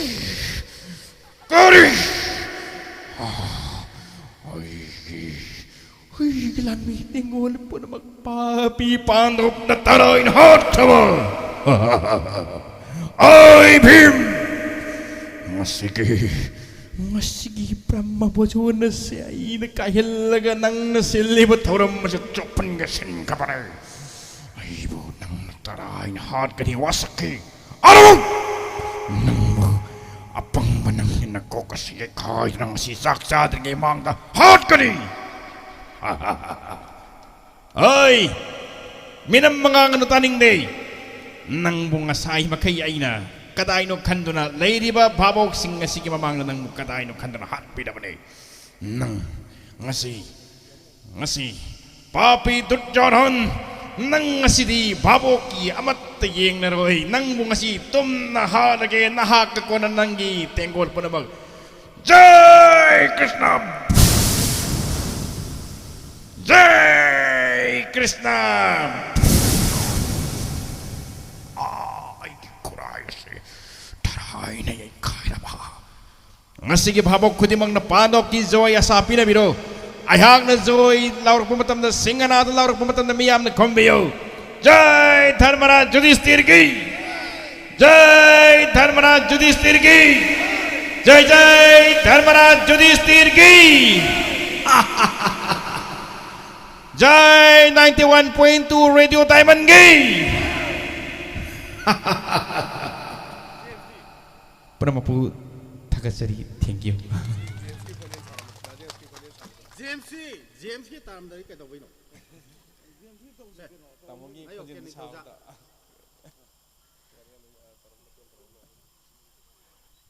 Koi tamona pipi baya bagi matong nadi koi tamogi konjel si mati matang tamjarake masi humble request ni masi mayam warabubi adi panamak ko ina request taw zabani koi tamona takpi bagi matong nadi ako YouTube subscriber taw koi ki message tharak matanda koi tamona haibi kiba wafum kharadum leijai. Thank you Ronika Aikam. Tagajari ngasi ko nadi program solution na batog jake yam na sang na patok pangamjab kudong chadre. Tagajari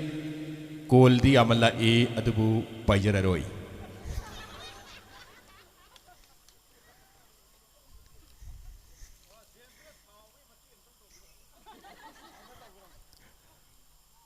Yam nungai jay Diamond call tahu berak listeners kuting mapu dalam na uksay tahu tahu yamna athiba wahi haibitaba aikoi diamond bu saibi ganu haibana sadi chaibira u dumak chaibira u kaisu kai balai tawdabu laiminari ba khudimak si silinawi paisa khudimak nata ba yaba maungda haibirak na bahna haijari thank you punong ku thagasari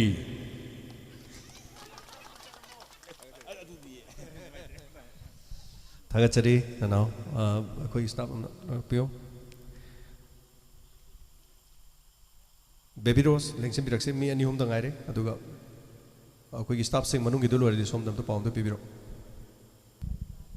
ahamba maktada timiriba ahalaman singbu bibiros na ikong na khurumjari aina tawjagadoriba dialogue asi Susmita gi makhol hana sajarake tayma aina puraliba chakse achamba changna te tayma diamond radio dagi purakpane tayma adubu aina chaning makiduna kharadi sathugre tayma mathang pisa ibo pisa ke mu sajarake karino ne ngasi tawramiba sibo aidi chakpu othongna lamkhre da ko tawrise luimande da ko diamond gi chak sisu khang ba bungamdre puka je goro goro khong ne tawrise ai khoi di pangan jot binina ne chaka se othongna thengna sa ba singam ja ponte machi ar lu salare thank you nanaina sinjabase adiktam thengre bo Thagachari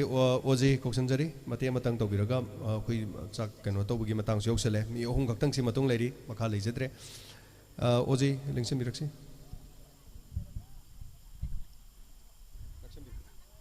Ngasigi sidida koi diamond da saksege aidana koi sakatsaruba diamond bu sai thajabi sei ma koi style amtang saksege Sapong lakleng asidi ai khoi gi 91.2 Diamond Radio Diamond Radio Diamond Radio Mood panaida ngal horani Khongjom imagi tampakta Khongjom imagi tampakta Mamla wakhalgi mangalni malim sinna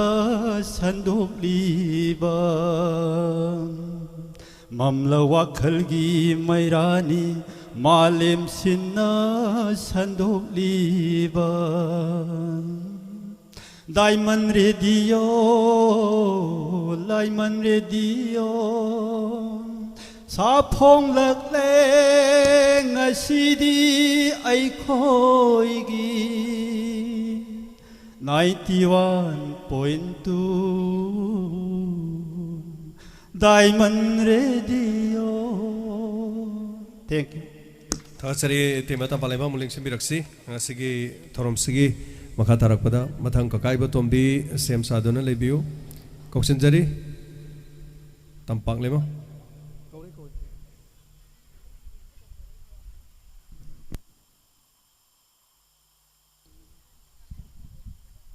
Hello ai yamna haijabadi na sade Naksambio Nasam na sade akoi monologue mati ang khak tawjarake ai monologue ki maming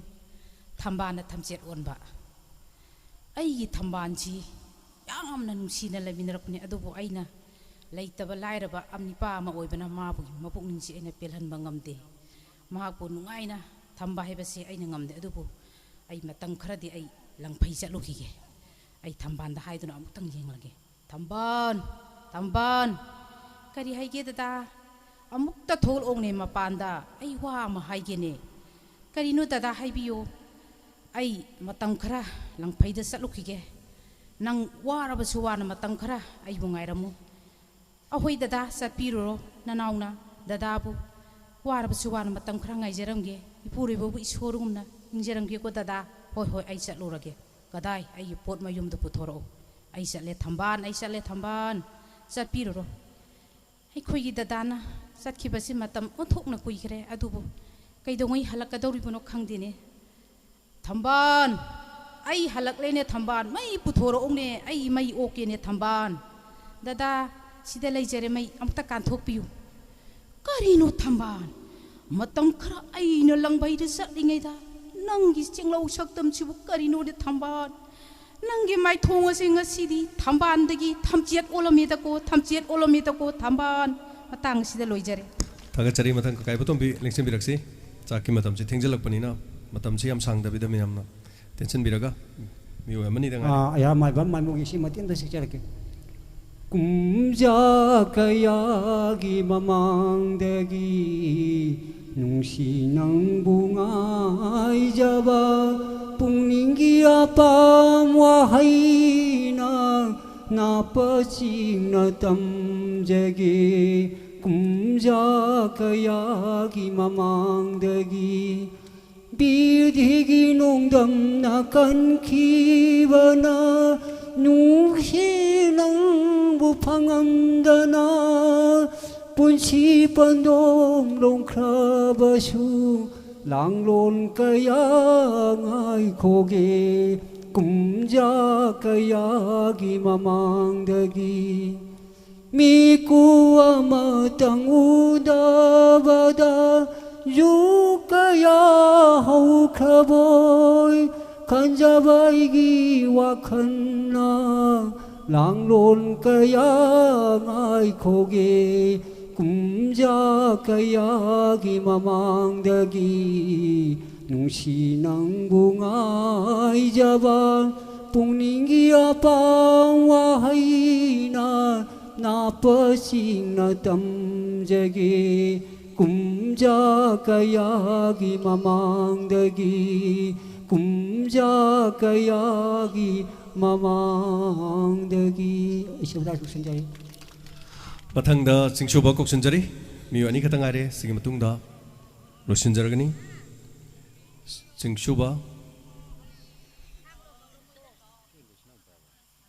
그리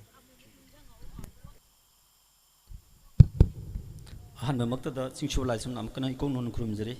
ꯑꯩ ꯃꯌꯥꯝꯒꯤꯗꯃꯛꯇꯗ ꯑꯩ monologue ꯃꯇꯦꯛ ꯑꯃꯇꯪ ꯊꯧꯒꯟ ꯇꯧꯖꯒꯦ ꯁꯣꯏꯈꯤ ꯂꯥꯟꯈꯤꯕ ꯈ꯭ꯋꯥꯏ ꯇꯔꯥꯅ ꯉꯥꯛꯄꯤꯒꯅꯤ ꯍꯥꯏꯄ ꯍꯥꯏꯄ ꯀꯔꯤꯅꯣ ꯇꯧꯔꯝꯂꯤꯕ ꯃꯇꯧꯁꯤꯗꯤ ꯑꯩꯒꯤ ꯄꯨꯛꯅꯤꯡꯅ ꯈꯜꯂꯨꯕꯅ ꯑꯃ ꯇꯧꯊꯣꯔꯛꯂꯤꯕ ꯊꯕꯛꯁꯤꯅ ꯑꯃ ꯉꯁꯤ ꯑꯁꯤꯒꯨꯝꯂꯕ ꯗꯥꯏꯃꯟ ꯔꯦꯗꯤꯑꯣꯒꯤ ꯀꯣꯂꯔꯁ ꯃꯤꯠ ꯗꯦ ꯅꯨꯃꯤꯠꯁꯤꯗ ꯑꯩꯅ ꯈꯟꯖꯈꯤꯕꯗꯤ ꯃꯃꯥꯡꯒꯤ ꯐꯥꯎꯟꯗꯦꯁꯟ ꯗꯦꯗꯗꯤ ꯃꯤꯅ ꯆꯤꯛꯅ ꯆꯥꯏꯅꯕ ꯉꯝꯗꯅ ꯇꯤꯟꯈꯤꯕꯅꯤ ꯑꯗꯨꯒꯨꯝꯅ ꯉꯁꯤꯁꯨ ꯇꯤꯟꯒꯅꯤ ꯈꯜꯂꯨꯕꯅꯤ ꯑꯗꯨꯕꯨ ꯉꯁꯤꯁꯨ ꯑꯣꯟꯊꯣꯛꯄꯅꯤ ꯔꯦꯗꯤꯑꯣꯗ ꯇꯥꯈꯤꯕ ꯈꯣꯟꯖꯦꯜ ꯃꯌꯥꯝ ꯑꯗꯨ ꯁꯣꯏꯗꯅ ꯎꯅꯕ ꯐꯪꯂꯅꯤ ꯈꯜꯂꯨꯕ ꯃꯤꯀꯨꯞꯁꯤꯗ ꯀꯅꯥꯒꯨꯝꯕ ꯃꯤꯑꯣꯏ ꯈꯔꯗꯤ ꯂꯦꯡꯕꯤꯔꯛꯇ꯭ꯔꯦ ꯊꯣꯏꯗꯣꯛꯇꯦ ꯏꯇꯥꯎ ꯃꯁꯤ ꯊꯣꯏꯗꯣꯛꯇꯦ ꯏꯇꯥꯎ ꯌꯦꯡꯉꯨ ꯏꯇꯥꯎ ꯂꯥꯛꯏꯕ ꯈꯔꯁꯦ ꯔꯦꯗꯤꯑꯣ ꯗꯥꯏꯃꯟꯕꯨ ꯌꯥꯝꯅ ꯊꯃꯣꯏ ꯍꯛꯆꯥꯡ ꯌꯥꯝꯅ ꯅꯨꯡꯁꯤꯖꯕ ꯀꯥꯡꯕꯨ ꯉꯥꯛꯇꯅꯤ ꯂꯥꯛꯇ꯭ꯔꯤꯕꯁꯤꯡꯗꯨꯅ ꯏꯇꯥꯎ ꯔꯦꯗꯤꯑꯣ ꯗꯥꯏꯃꯟꯗꯤ ꯇꯥꯅꯤꯡꯕ ꯑꯗꯨ ꯅꯨꯡꯁꯤꯕ ꯁꯥꯕ ꯀꯥꯡꯕꯨꯅꯤꯅꯤ ꯏꯇꯥꯎ ꯏꯇꯥꯎ ꯑꯗꯨꯝꯅ ꯍꯥꯏꯔꯣꯏꯁꯤ ꯑꯩꯈꯣꯏꯗꯤꯅꯦ ꯑꯍꯜ ꯑꯣꯏꯔꯛꯄ ꯔꯦꯗꯤꯑꯣ ꯗꯥꯏꯃꯟꯁꯤ ꯅꯨꯡꯁꯤꯈ꯭ꯔꯕ ꯄꯣꯠꯅꯤ ꯅꯨꯡꯁꯤꯃꯟꯗꯅ ꯉꯁꯤꯁꯨ ꯂꯥꯛꯏꯕꯁꯤꯅꯤ ꯏꯇꯥꯎ ꯆꯨꯝꯃꯤ ꯆꯨꯝꯃꯤ ꯏꯇꯥꯎ ꯏꯇꯥꯎꯅ ꯅꯨꯡꯁꯤꯔꯨꯕꯗꯨꯅ ꯑꯩ ꯅꯨꯡꯁꯤꯗꯨꯅ ꯂꯥꯛꯄꯅꯤ ꯑꯗꯨꯕꯨ ꯉꯁꯤ ꯇꯤꯜꯂꯝꯃꯤꯕ ꯃꯌꯥꯝꯁꯤ ꯌꯦꯡꯉꯨꯔꯒꯗꯤ ꯏꯇꯥꯎ ꯅꯨꯡꯁꯤꯕ ꯅꯨꯡꯁꯤꯗꯕ ꯌꯦꯡꯕꯗ ꯏꯇꯥꯎ ꯅꯨꯡꯁꯤꯗꯕ ꯈꯔ ꯈꯤꯠ ꯍꯦꯜꯂꯕ꯭ꯔꯥ ꯍꯥꯏꯅ ꯈꯜꯂꯤꯅꯤ ꯏꯇꯥꯎ ꯏꯇꯥꯎ ꯑꯗꯨꯝꯅ ꯂꯥꯟꯅ ꯂꯧꯔꯣꯏꯁꯤ ꯅꯨꯡꯁꯤꯕ ꯉꯥꯛꯅꯤ ꯂꯥꯛꯇ꯭ꯔꯤꯕꯁꯤꯡꯗꯣ 마기 아침마 레이드니 간독시고 있다. ꯃꯇꯦꯛꯁꯤꯗ ꯂꯣꯏꯁꯤꯟꯖꯔꯒꯦ. ꯊꯥꯒꯠꯆꯔꯤ ꯆꯤꯡꯁꯨꯕ ꯃꯇꯝꯅꯁꯨ ꯌꯥꯝ ꯐꯪꯗꯕꯅꯤꯅ ꯍꯣꯔꯦꯟ ꯁꯤꯗ ꯅꯪꯍꯧꯗꯕꯁꯤꯡꯗꯨꯗꯤ ꯍꯣꯔꯦꯟ ꯁꯤ ꯂꯣꯏꯔ ꯃꯇꯨꯡꯗ ꯑꯩꯈꯣꯏꯒꯤ ꯁ꯭ꯇꯥꯐꯁꯤꯡꯒ ꯇꯧꯔꯒ ꯑꯗꯨꯒꯤ ꯈꯨꯗꯣꯡꯆꯥꯕꯗꯣ ꯑꯗꯨꯝ ꯂꯧꯃꯤꯟꯅꯒꯦ ꯑꯗꯨꯒ ꯃꯔꯛꯁꯤꯗ ꯑꯩꯈꯣꯏꯒꯤ ꯄꯤꯁꯛ ꯇꯦꯟꯇꯛꯅ ꯑꯝꯇꯪ ꯊꯧꯒꯜ ꯇꯧꯕꯤꯔꯣ ꯑꯗꯨꯒ ꯃꯁꯤꯒꯤ ꯃꯇꯥꯡ ꯑꯇꯩ ꯂꯦꯝꯍꯧꯕꯁꯤꯡꯗꯨꯗꯤ ꯄꯤꯁꯛꯇ ꯂꯦꯞꯆꯔꯒ ꯑꯇꯩꯁꯤꯅ ꯍꯣꯔꯦꯟ ꯂꯣꯏꯁꯤꯜꯂꯛꯄꯩꯗꯨꯗ ꯑꯩꯈꯣꯏ ꯔꯦꯗꯤꯑꯣꯒꯤ ꯑꯩꯈꯣꯏ ꯁ꯭ꯇꯥꯐꯁꯤꯡꯒ ꯂꯣꯏꯅꯅ ꯆꯥꯕ ꯂꯣꯏꯕꯗꯨꯗ ꯑꯃꯨꯛ ꯋꯥꯠꯍꯧꯕꯉꯩꯁꯨ ꯑꯗꯨꯝ ꯇꯧꯔꯁꯤ ꯆꯥꯛ ꯏꯁꯤꯡꯒꯤ ꯃꯇꯝ ꯑꯣꯏꯕꯅꯤ ꯆꯥꯛꯁꯤ ꯊꯥꯕ ꯂꯣꯏꯔꯦ ꯍꯧꯖꯤꯛꯁꯦ ꯑꯩꯈꯣꯏ ꯋꯥꯠꯂꯤꯕ ꯍꯥꯏꯕꯕꯨ ꯉꯥ ꯆꯥꯕ ꯑꯃꯗꯤ ꯌꯦꯟ ꯆꯥꯕꯁꯦ ꯀꯅꯥꯅꯣ ꯈꯪꯗꯕ ꯑꯗꯨꯅ ꯍꯣꯔꯦꯟ ꯆꯪꯕ ꯀꯥꯟꯗ ꯉꯥꯅ ꯉꯥ ꯑꯗꯩ ꯌꯦꯟꯅ ꯌꯦꯟ ꯇꯣꯉꯥꯟꯅ ꯐꯝꯕꯤꯗꯣꯏꯅꯤ ꯑꯗꯨ ꯃꯇꯝꯒ ꯃꯌꯥꯝꯅ ꯍꯣꯔꯦꯟ ꯑꯩꯈꯣꯏꯅ ꯍꯥꯏꯖꯔꯛꯀꯦ ꯍꯧꯖꯤꯛꯀꯤ ꯍꯧꯕꯤꯔꯣ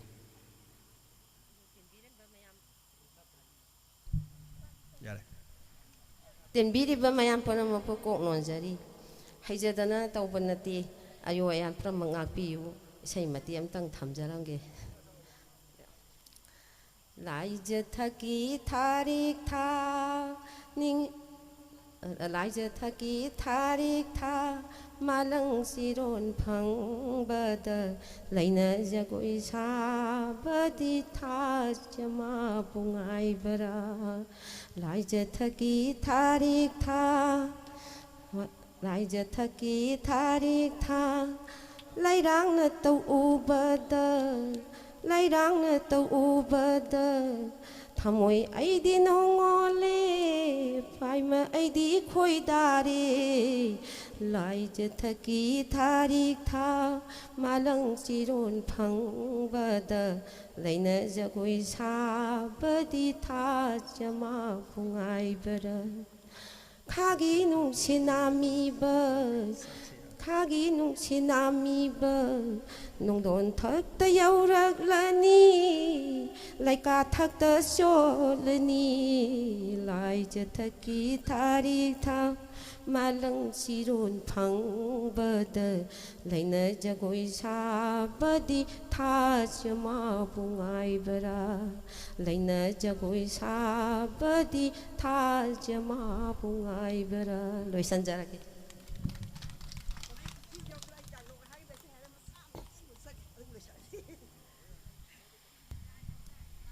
Ai microphone wangang su hayade chayek su hayade adu ai pamjabagi ko